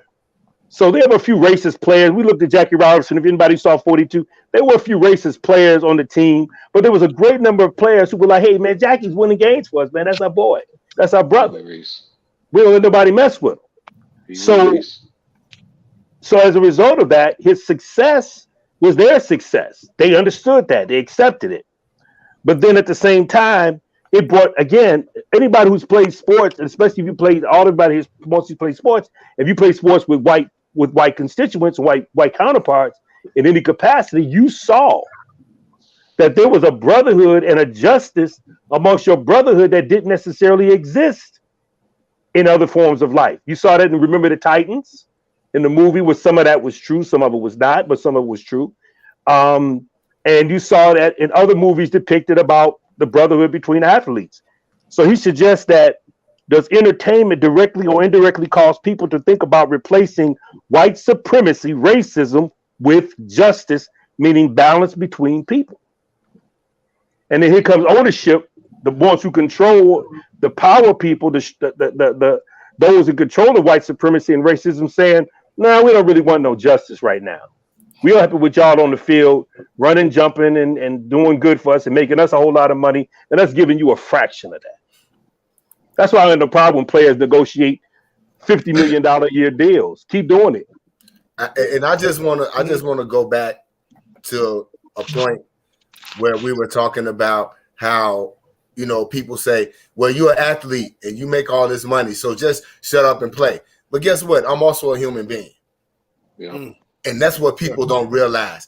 Just because I make $20 million a year playing wide receiver in the NFL, I'm still an African American that has to deal with these issues. I'm still a human being. And that's what, to me, when I talk to people, a lot of people don't get. They be like, well, he making $20 million. He should just shut up. No, because he's a human being as well. And absolutely, that's what people don't actually understand. But you know what other things that people don't understand? I think a lot of times what happens, and we get to that whole thing about teaching race theory, a lot of times what happens is what people are afraid of or whatever it is, they try to shun it because it forces you now to look at something. And the one thing about sports, be it professional on any level, and what I noticed about college, which was interesting, people who are not Black, when you play on a sport, you were forced to deal with it. You know why? Because you had that long bus ride to a certain game. And you were forced in a place with people of different races. So you were forced to learn. And a lot of times where it was an excellent thing, because now you have people from different racial, socioeconomic backgrounds that were forced within this ride to actually get to know their teammates. And then now when you get off this bus and you play a game, that same person who before you start playing sports didn't like because of their color is the same person that's going to protect you or help you win. So when it comes to the racism angle, I think that sports itself was the one portion, but there's the players and there's the association. You know, with the players, you find a lot of situations where the reason why a lot of color barriers were done, and you actually would have a white player say, hey, I know you got him as such and such, but he's a hell of a quarterback. We've seen this. They didn't like it, but a lot of that had to do with it because we were forced to be in a box to travel together. And then when it was the difference between me getting knocked the hell out or really getting injured, or even better yet, winning a game, this brother right here is going to get us to the end zone. So regardless of what color I am, I need to do whatever I can to block that guy getting to him. So sports has played an indelible part in helping with racism. exactly. So it's interesting. So I want to make And sure that's why that comment was made too, about does it bring justice? And is that one of the reasons why ownership is denying the access or the unification of this entertainment. That if you think about music and every other level of entertainment, you go overseas, you're an artist, you're a musician, you're a painter, you're received with like huge responses, and you come over here in this belly of this beast right here, totally different. Okay, But that's so like so Tyler had mentioned about. I actually heard the word ownership mentioned a few times, and I want to take us back to now we're in the '60s. And matter of fact, let me just let everybody know. So this is part one, banning of black players. Part two next Friday is going to be on black general managers, black coaches, and black referees. So, and then part three is going to be on black quarterbacks. And part four is going to be on black activism, social justice. So I'm going to kind of skim over the social justice part tonight because we got a show dedicated to that. But as far as our conversation, we was into like the Redskins as far as integrating. Then we're going to lead it up to the HBCUs as far as football programs. But in a few years ago, I just wanted to do some things, say some things that how we kind of history is kind of tainted in a certain way, where we kind of like get stuff that this is the first person that did this or tried to do this or whatever. And sometimes it's not always actually true. And it's not necessarily a knock on the person who's trying to do it. But a few years ago, LeBron James actually tried to get a group of people together to buy an NFL team. And if you look at all the things that black players went through or different things, you're like, hey, why didn't we had in the 30s where Fritz Pollard actually was trying to start a league. Now, something I just found out recently, and I had to go, I forgot to write it down, so I had to look at my phone, so excuse me for looking down. But that's not the first time this was done in recent history when LeBron James tried to do it. In 1970, a gentleman by the name of, and he's a brother, Romy, Rommie, last name, I believe it's Loud, Loudd.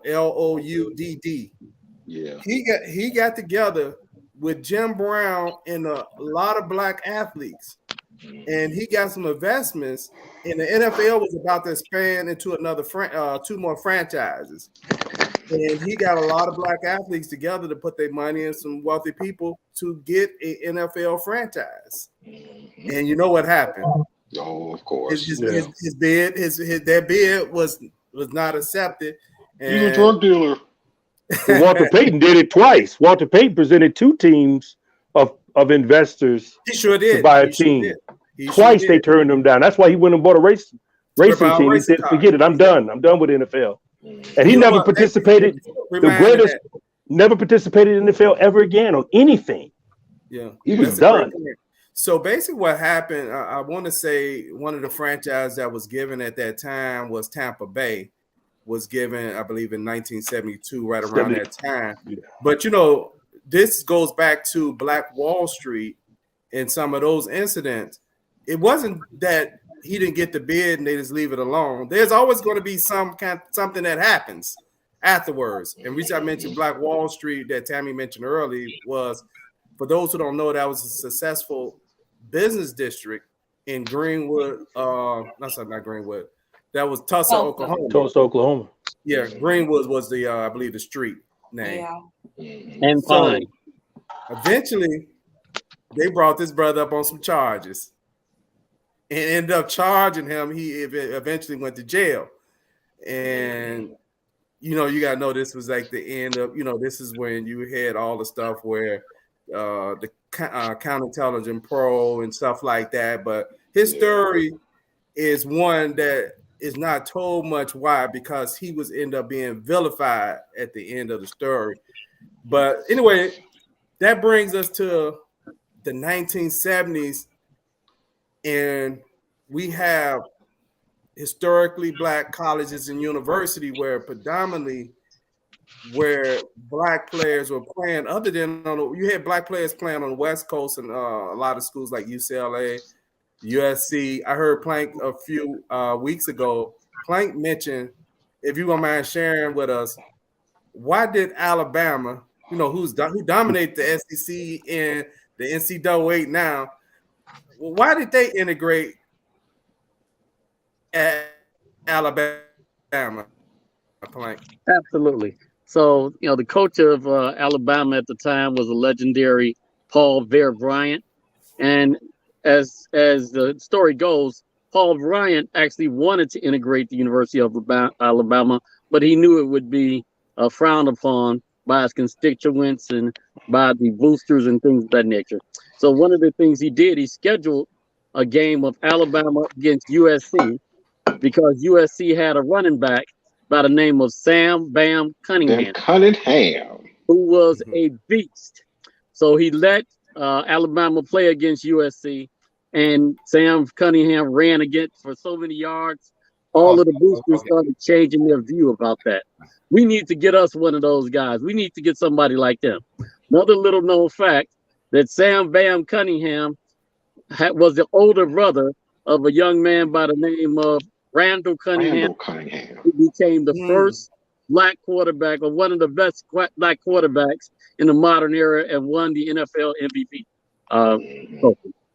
So you never know where the history comes from all of this, but there's always a path to it. Thanks a lot for that. That's great information. And let it be known that Bear Bryant, when he came to that decision, it was after other teams in his league had accepted black players, and he was getting destroyed in some ways. So he didn't always have those ideas about integration. They were maybe the last team to integrate in, I do believe, the SEC, and they were steadfast. And he had very racist ideas. That's why I don't really like him. He had racist ideas, and I went to college in Alabama. You had to choose Alabama or Auburn, and I chose Auburn because there's nowhere in the world I was choosing Alabama. But the mentality was that he said, "Hey, it's time for us to change because we're not winning. This is about winning." Yeah. And when he did that, he was convincing them that we have to start accepting these players because they are better than what we have on the field, and we can't stop them. So we need to join them. You can't beat them, join them. You can't beat them, join them. Hey, so the 1970s, you starting to see black players start being some of the stars of the NFL as you start seeing more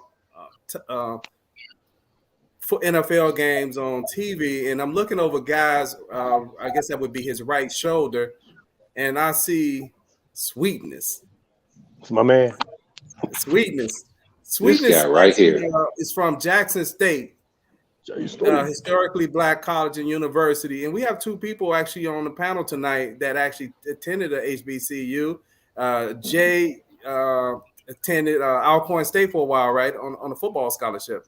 Absolutely. That's why you know all them people come out. That's what. Yeah, so I'm biased. Exactly. Yeah.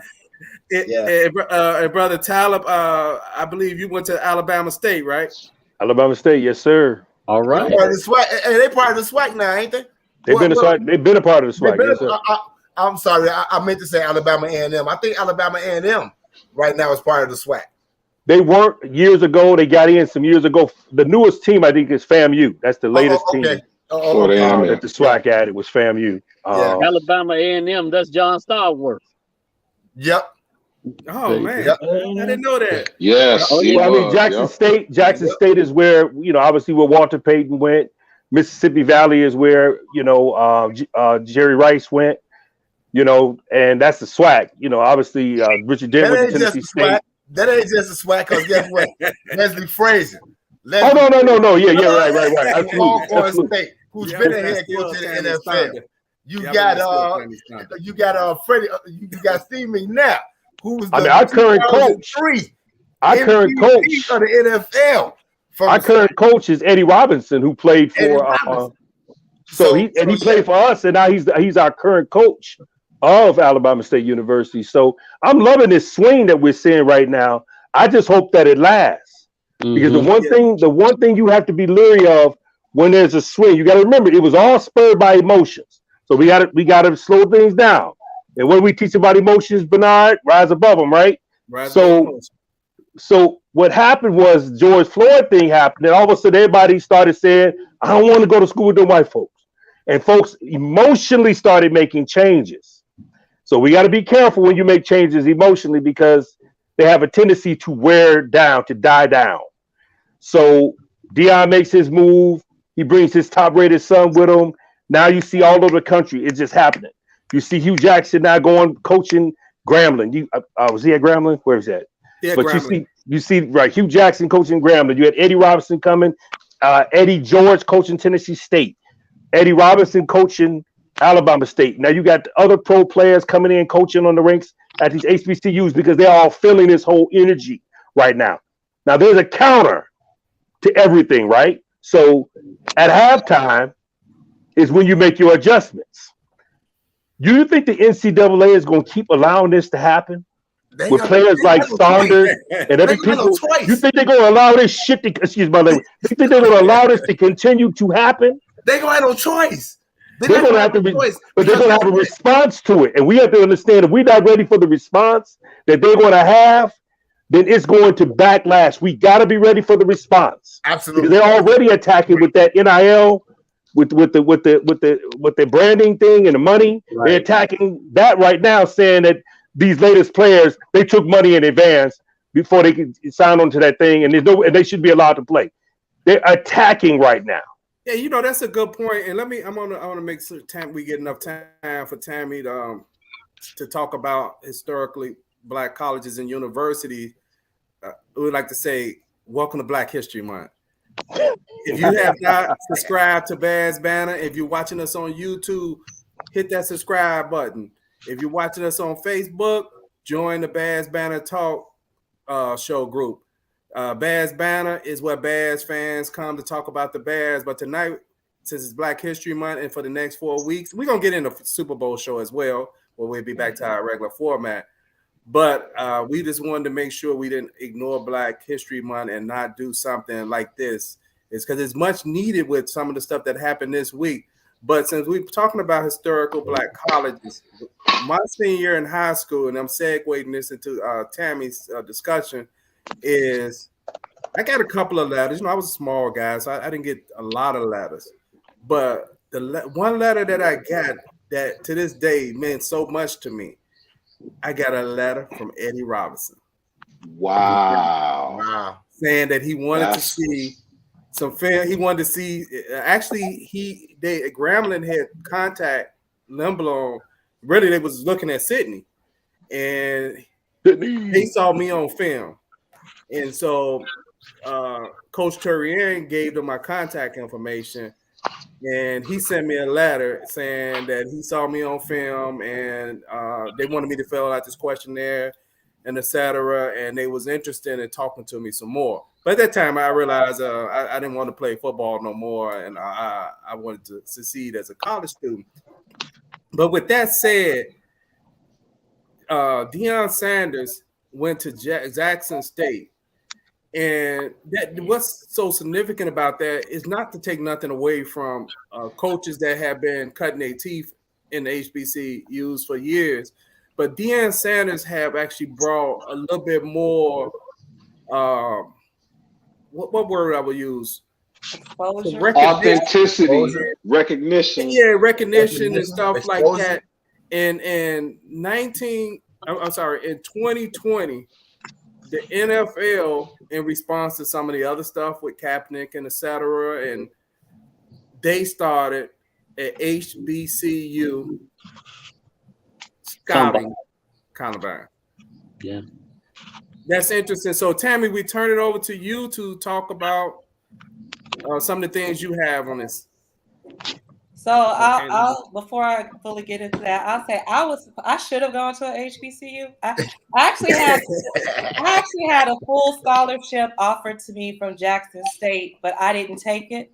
Knowing what I know now, I would take it because school, the debt that you got, you know, from being in school, I should have taken that 4-year ride. But I didn't apply to Jackson State. They offered me a 4-year scholarship, and I had reservations about going to Mississippi, so I didn't go. I wanted to go to Spelman. I applied to Spelman. I got into Spelman, But unfortunately, like a lot of Black universities, sometimes they take a long time to get back to you about Yeah, they do. Yeah, they do. You know, and I had a scholarship from Bradley, and I had to give them an answer.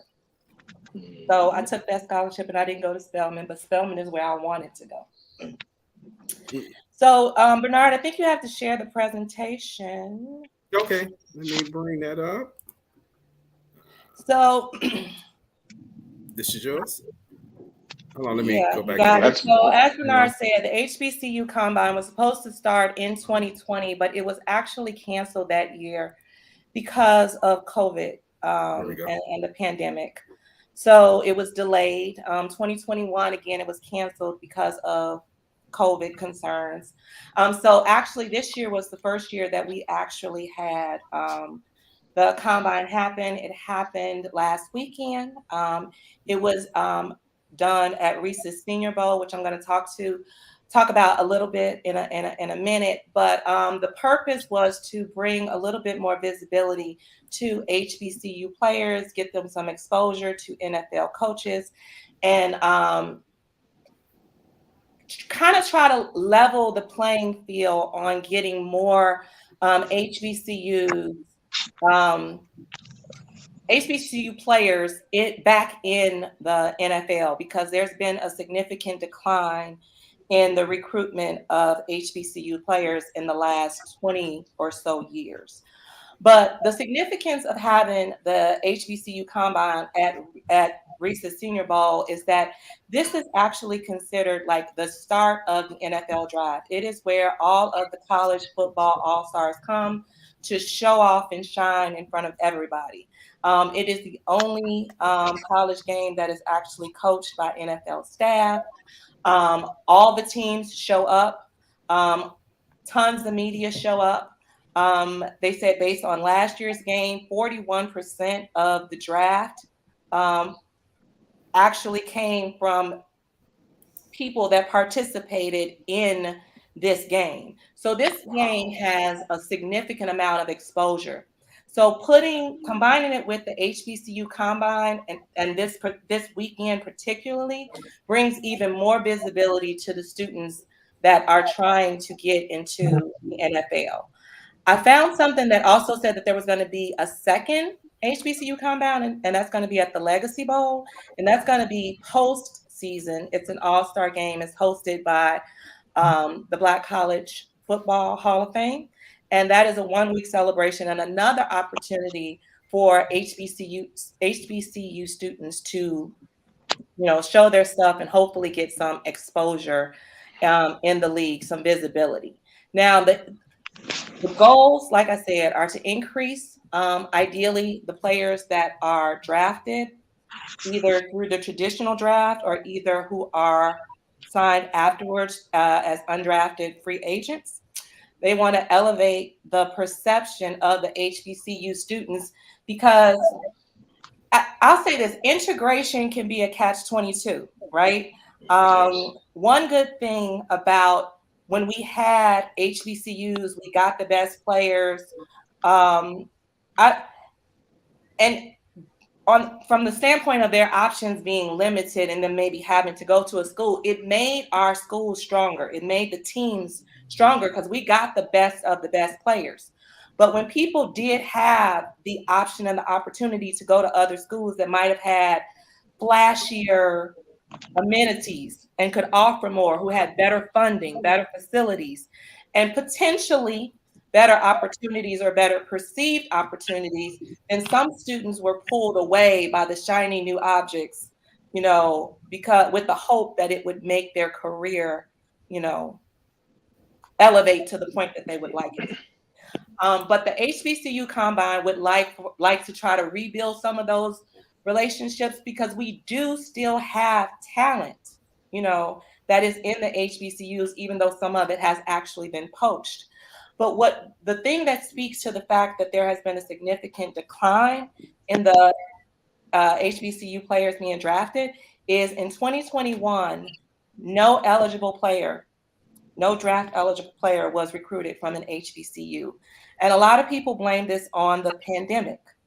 And something that I read said that that's not true because there was still tape on the players. So it was really that a matter of an effort was not made to go and find, these players.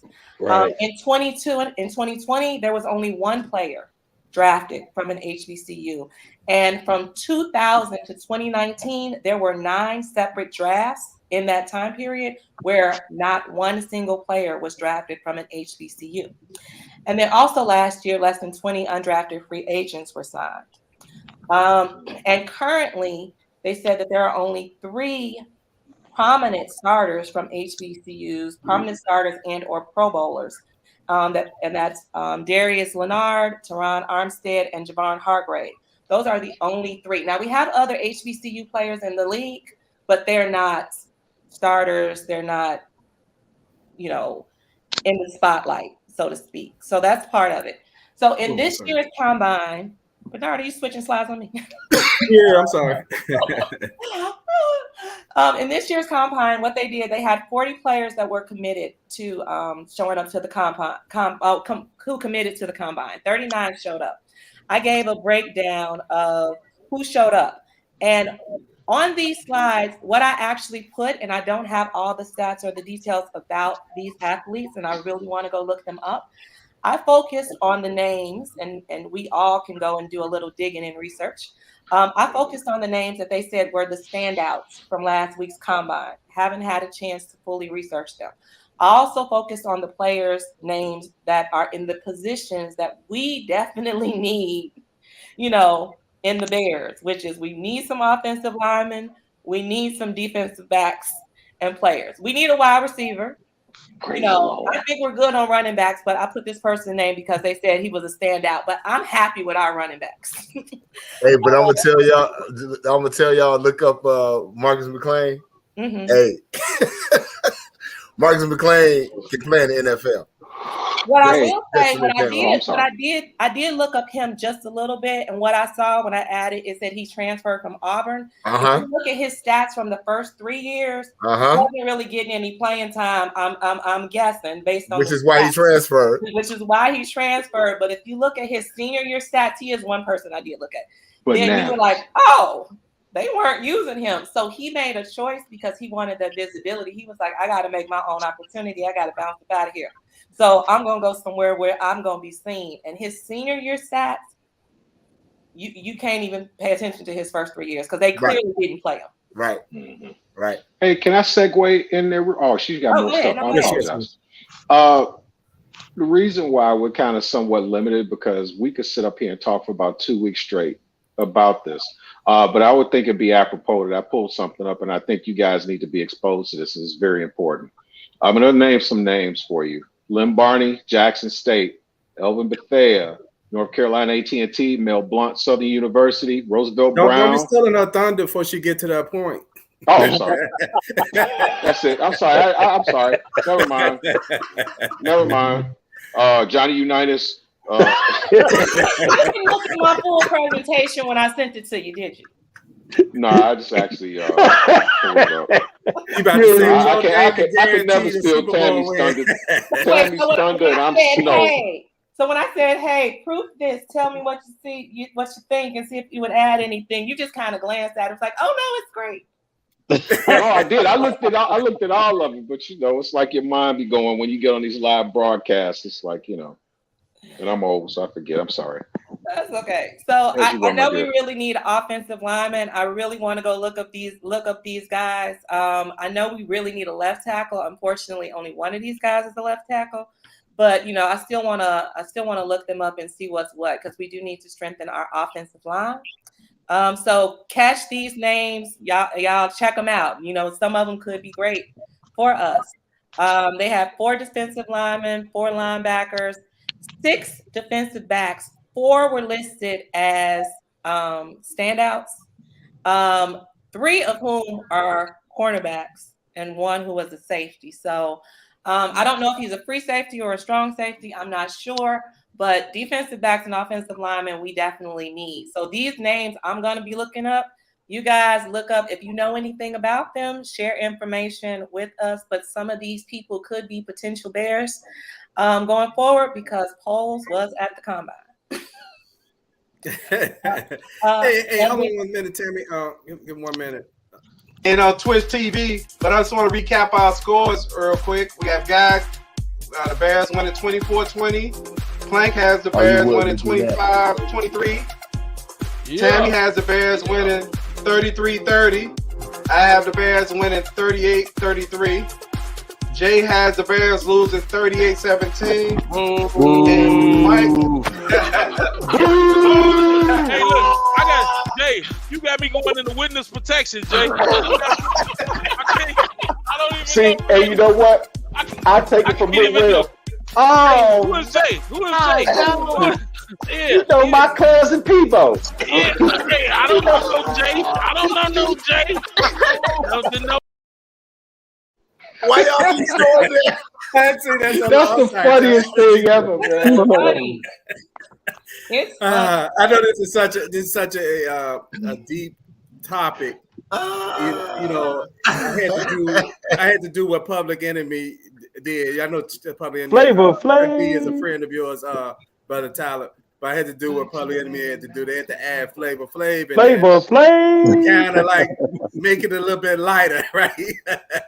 Hey, a little bit of sugar helps the medicine go down, brother. Hey, that's Missouri Valley All-American Mike Alden. So we got to make sure we give Mike his props. Yes. Yeah. Yes. Hey, but why y'all playing though? What was the final score of that game? you know, I don't care. Why are you bringing up other stuff? I don't care. I'm never picking the Packers ever. I don't care. I'm just saying. Did you watch that video that I posted in the group? Yeah, I did. About the rivalry? Yeah, I did. Yeah, I did. I went in there and told him. Wow. I did it one game. I felt dirty. I felt dirty. I was like, man, I want a better record. I'm like, I know the Packers gonna win this game. I was like, I feel dirty. And you know what? Hey, I would only lost 2 games. I took showers for like a week. Every 3-4 times a day, I was like, I feel dirty. I gotta get clean. Tammy like me. I know we off subject for a minute, but we need a little break for a moment. I believe it was the last game they played the Packers, so I tried to pick the Packers offline, right? And they was like, "No, you gonna follow the sword with us to this game." Oh, brother! And I was like, "See, I'm with Tammy. I got it. I'm with Tammy." The Packers go undefeated. I ain't gonna never pick against the Bears with the Packers. I don't care. I'm gonna take that L. You know what? I was about to feel dirty too because I had never picked them, and I wanted to get a W in the win column. So I was like, it was like, no, man. It was like, no. Yeah, I need that W. Me too. I need that W. I need that. I was like, when I started picking with my head over my heart, I went like 9 straight weeks without losing a game. Right. It was hilarious. I said, man, but see, that was self-admission to us having a team that was not being put together well. And I said, the coaching is bad. This is bad. This is real. And I got out of the fantasy thing and said, hey, you know what? These guys need to fix this problem. They got to fix these problems. And Green Bay, I mean, let's say, okay, I don't like Alabama. I don't like Green Bay. I'm gonna tell you where that came from. You don't like nobody good. No, I don't like them because, again, I'm an anti-racism white supremacist guy, period. And see, Green Bay, I was always on the fence. I didn't like Green Bay because it was just Green Bay. I didn't like nobody the Bears played, so end of story. But Green Bay had a different take on my heart when I heard that sometime in the 80s, the wives were being harassed heavily while going to visit Green Bay to watch their husbands play. And they said that the players, Green Bay is pretty much like a 98%, 97% white town. And they talked about how the racial epithets that the wives were getting, they're supporting their players, supporting their husbands. So maybe this was in the mid to late 80s. And I was just like, I was done then. I was like, all right, I'm done. I mean, hate, and it could never be anything else but hate. I mean, I hate that one of my homies ended up playing for him. And he said as a high school, even a college ball player, Russell, Maryland, he said, I ain't going to never play for Green Bay. But that money was the only place Green Bay was paying. Russell ended his career with Green Bay. Hey, one thing I can tell y'all, I'm real quick, one thing I can tell y'all before we get back on the subject, one thing I can tell y'all, best tailgate I've ever been to. Lambeau Field, best tailgate ever. Only time I go to Wisconsin, man, is go to Nike outlet. Best tailgate That's ever. the only reason. Charles Okay, Martin body slam Jim McMahon in That was it. 1986, and I will never ever in life pick them. They are Charles dirty. Tiger Martin. I'll never forget it. I'll never forget it. Yes. I'll never forget it. I don't like dirty players. I'll never forget it. But anyway, so I'll take that loss. But I will always pray to the football gods and Walter Payton spirit that we find some kind of way to beat them. Always. That's what I pray. You got one of the coaches.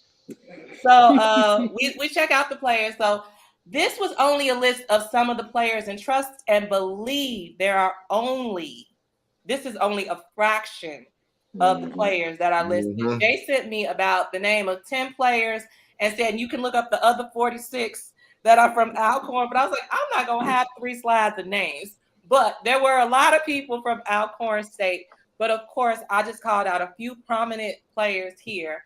And I think it's just notable that nearly 10% of all football legends in the Pro Football Hall of Fame are from HBCUs. And there are hundreds and hundreds of players that are from HBCUs who have contributed to the game for so very long. And wait, look, Bernard, are you sharing the right one? You're sharing the old one. That's the old one? Yeah, because I was trying to share it, but you didn't share my screen. But anyway, I did add some names to it. So it's like Walter Payton, Richard Dent, Leslie Frazier, Tariq Cohen, all Bears. I put their names first, of course. Yes. They went to historically Black colleges. Jerry Rice, Deacon Jones, Willie Lanier. Jay says Steve McNair. I added him, but he's not on this version. Willie Lanier, Buck Buchanan, Mel Blount, Marion Mobley, Willie Davis, Willie Brown, Ian Houston, Michael Strahan, Shannon Sharp, John Starwall, Donald Driver, and a whole bunch of other people. There are a host of HBCU grads contributed to the success of the NFL, and hopefully we can get back to the point where they start recruiting some of the talent that's there and they get the visibility that they opportunities that they deserve. But how do you fail? How do you fail in recruiting these players when the 2 greatest players that ever played this game are from HBCUs? Walter Payton and Jerry Rice. Duh. You know what I'm saying? Michael Strahan is pretty good too. Yeah, he's pretty doggone good. In there. Yeah, all Strahan's in there for sure. Well, that's what I was saying. When you look at every position, some of the best players that ever played a game come from HBCU. So it's the same misnomer that we have about back in the day about these. They're not interested in football. They don't really. Maybe football is not something that. No, you didn't give them an opportunity, because when you look. If you say that the competition isn't the same, then how does a Jerry Rice become the best receiver to ever play the game? How does Walter Payton break a record? And be honest with you, I don't accept Emmitt Smith as the number 1 running back of all time yardage wise. I don't accept it. When he had 2 or 3 all-pro linemen in front of him, and Walter Payton didn't have a Pro Bowl lineman until 1984. He ran for 10 years. With nobody in front of him at 5'9", 205 pounds, soaking wet. And that man was the best football player. He may not be the best runner. I think Barry Sanders is probably the best runner, but the best football player to ever played a game. The best football player. Walter Payton is the best football player to ever play the game. Run, catch, throw. 8 touchdowns throwing, running, catching, blocking. I saw the man tackle. He even punted the ball in some games. The man did it all. I mean, we can't coach. We can't coach either. You mentioned Emmitt Smith, but Emmitt Smith had to go to another team to break the record. People see that's why. Like I told Bernard, like I told Guy, like I told break that with Dallas. Like I told Keith, it's a difference between being a sports fan and a fan of sports. And the bottom line is, Emmitt Smith, my frat brother, go Mob. You went to a different team. just so you can pad your stats to become the all-time leading rusher. You might be the all-time leading rusher, but you're not the best running back in the game. Oh, let's remember, man. You know what? We can't coach either. But when let's just check the University of Maryland Eastern Shore is an HBCU. Oh yeah, our shell. Yes. So the narrative of we can't play, we can't be great players, such and such, we can't be coaches and stuff. Right. Hey, I want to share this right here and kind of end the night on the discussion about this. Let me bring this in. Let me put this over here to the side. I think we moved past kneeling. Yeah, I think it's time to go into actionable items. Do you want people to stop? No, I don't want people to stop protesting at all. Kneeling, I know we're stuck on it because it's a real thing, but it's a form of protest. I support protests across the board. We need to bring light to the issue. I think everyone knows what the issue is, and we're done with that. Everyone knows what you know what the issue is? You know why we were kneeling? Okay. Do you know the issue? Yeah. Do you know the issue? Yes. We all know the issue now. Okay. Next. Where are we moving on next? And I'm not, again, so to be clear for the room, I'm not minimizing that part of it because that has to happen. That's a necessary part of the process. But now we all know what's going on. What are we going to do? How are we going to stop? Because the kneeling was not about a job. It was about injustice. Let me bring attention to injustice. Everyone's saying, how are you going forward? And Cap doesn't have a job. This wasn't about him having a job. Right? That became part of it. That became part of the discussion. He was kneeling to bring attention to injustice. You know what it is. Okay. You know, I have a, like I said, we can almost spend a whole show on this, but right. I'm trying to be brief to wrap this up. I have a lot of problems with a lot of the stuff he said in that, and there's nothing against Jay-Z. But I got a lot against Jay-Z, but go ahead. Yeah, right. But, you know, one of the problems I had about that, I'm gonna start with the end segment when he said it wasn't about him and the job, it's about injustice.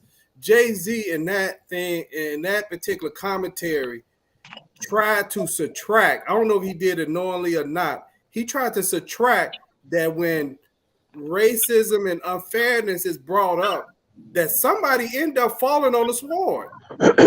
Right? And then you can go forward and act like it didn't happen, or you put some stuff together, but he fell on the sword for that. And even in today, we're looking at Brian Flores, who's talking about a situation where he gets a text from Bill Belichick that's congratulating him for a job that he's about to get, to only realize that he was actually trying to text Brian Dable. Wrong, Brian. Right. And so we actually have a show on the Rooney Rule itself, so we're not spending a lot on the Rooney Rule. But in that aspect of him in the NFL, this is going to maybe be about him not getting a job again in the NFL. Oh, he gonna get a job. He gonna get a job just because. He's gonna he may not just because, or he don't get much time to prove himself, upon that. But it's always somebody who tries to, from our community, that tries to minimize what's going on. And just because Jay-Z made a song still in, right? People give him credit for the song, but it was just entertainment for Jay-Z, because what happened in that meeting? He walked out with a deal. Mm-hmm. Right? There it is. There's the bottom line. He was walked out for a deal to provide halftime entertainment for the Super Bowl, but he's talking about social justice, and this is why we have on the program on social justice. But if anybody like to comment on this video, please do let me know. Jay-Z is no Chuck D. Okay. Yeah, but opulence sometimes does wonders to the psyche. Look at Jay-Z. Look how he started. If you understand his career, whatever, this dude was balling. He was virtually a millionaire before he started rapping because he was selling drugs. And I'm not trying to going to this whole segue, but a lot of times you look at it, they say, hey, don't bite the hand that feeds you. He was about to sign a deal with the NFL. So you think he gonna sit up here and tell it was really wrong? He's trying to keep some money in his pocket, man. But the truth of the matter is, I hate it when people that are like us but don't live like us try to sell our narrative. Now, Jay-Z was sitting down somewhere and he worked a regular 9 to 5, made $40,000. I would respect his opinion, say, hey, it is what it is. This is how I think.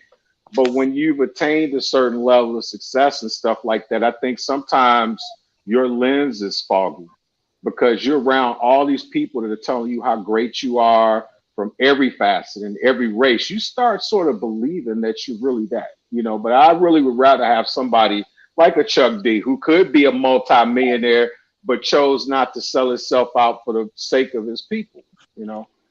Well, like he says, like Chuck says in one of his songs, every brother ain't a brother because the color just will be undercover. So when you're dealing with, and I've had arguments with people about Jay-Z over the years about his level of consciousness. I don't doubt that he's conscious. It's never been a question of whether or not he has an awareness. I'm not concerned about his consciousness. I'm concerned about his allegiance. And what Jay-Z has shown that he has an allegiance to money more than he has over to his people. But he has a consciousness enough to understand the narrative, but he's not going to sacrifice his family's legacy and money for it.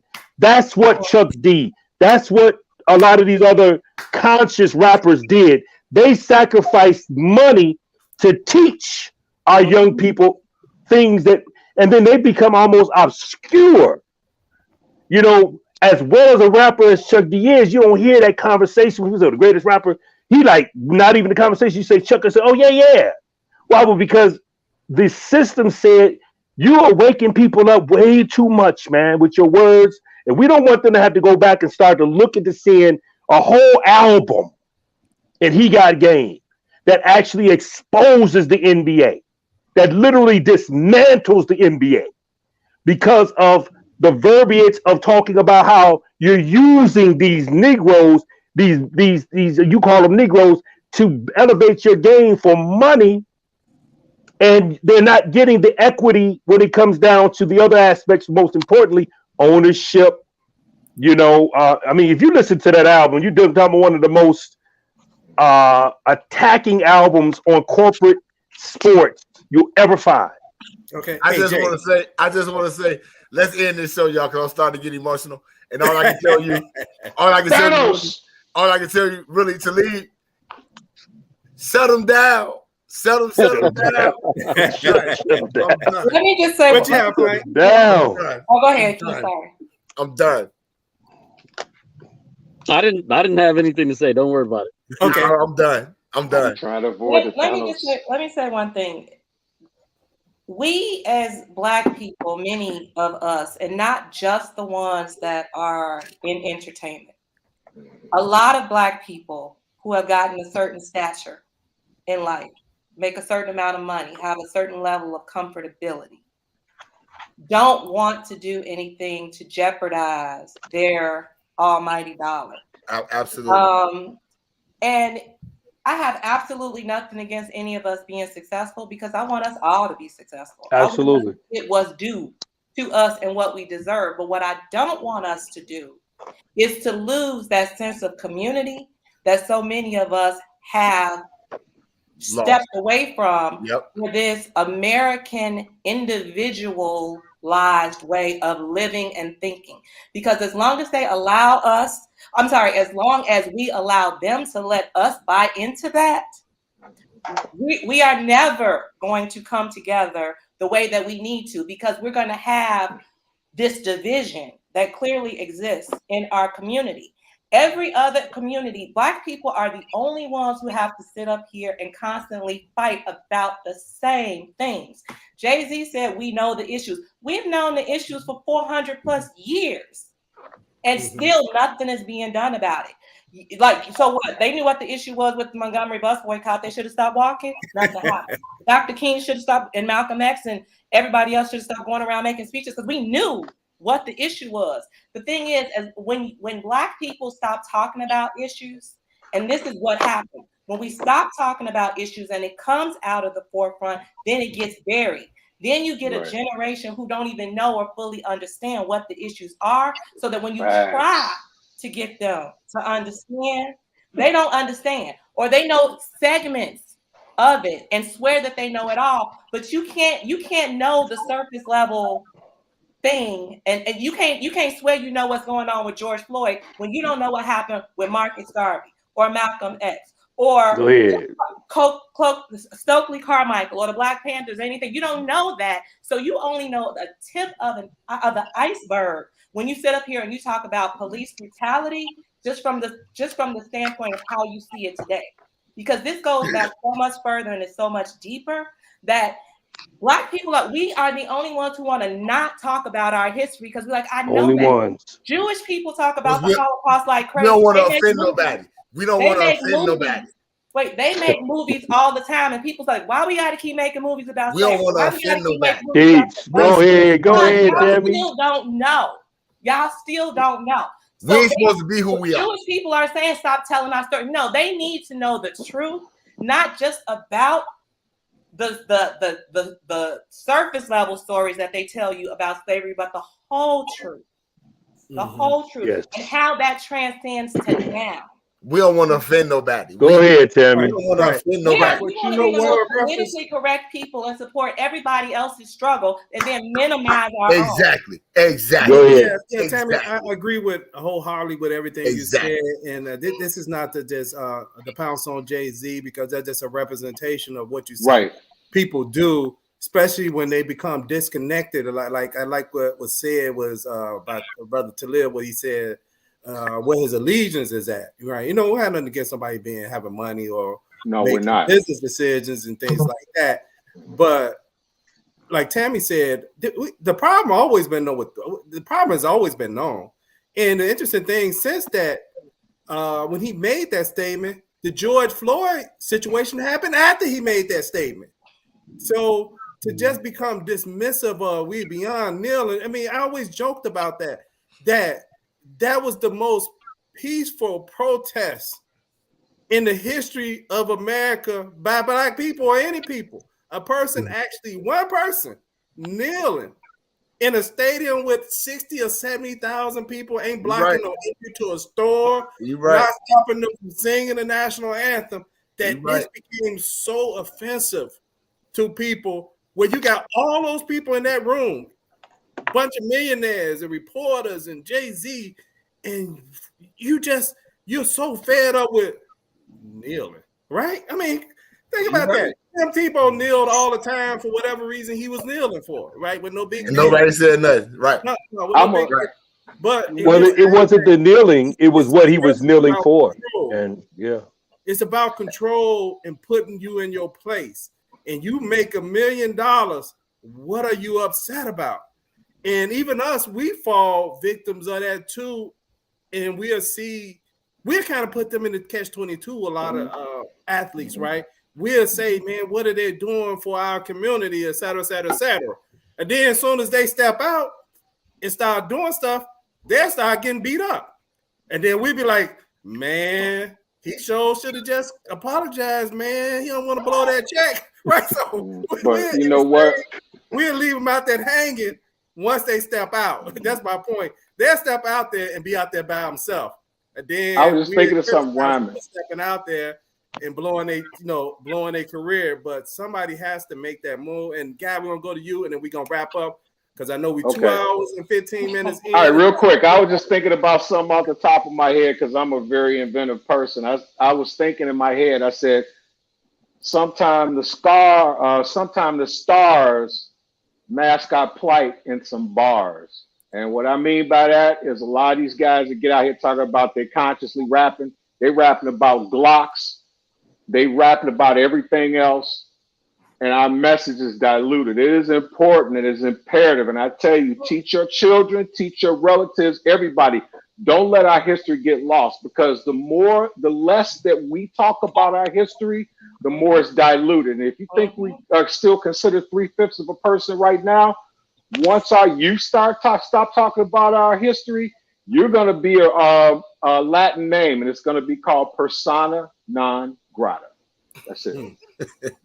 Great point to end on.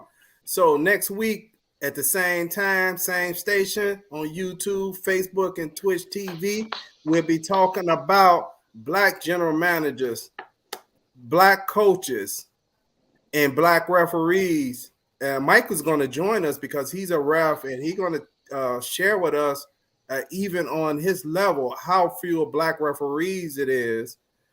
And with that, I'd like to say join us next week. Peace.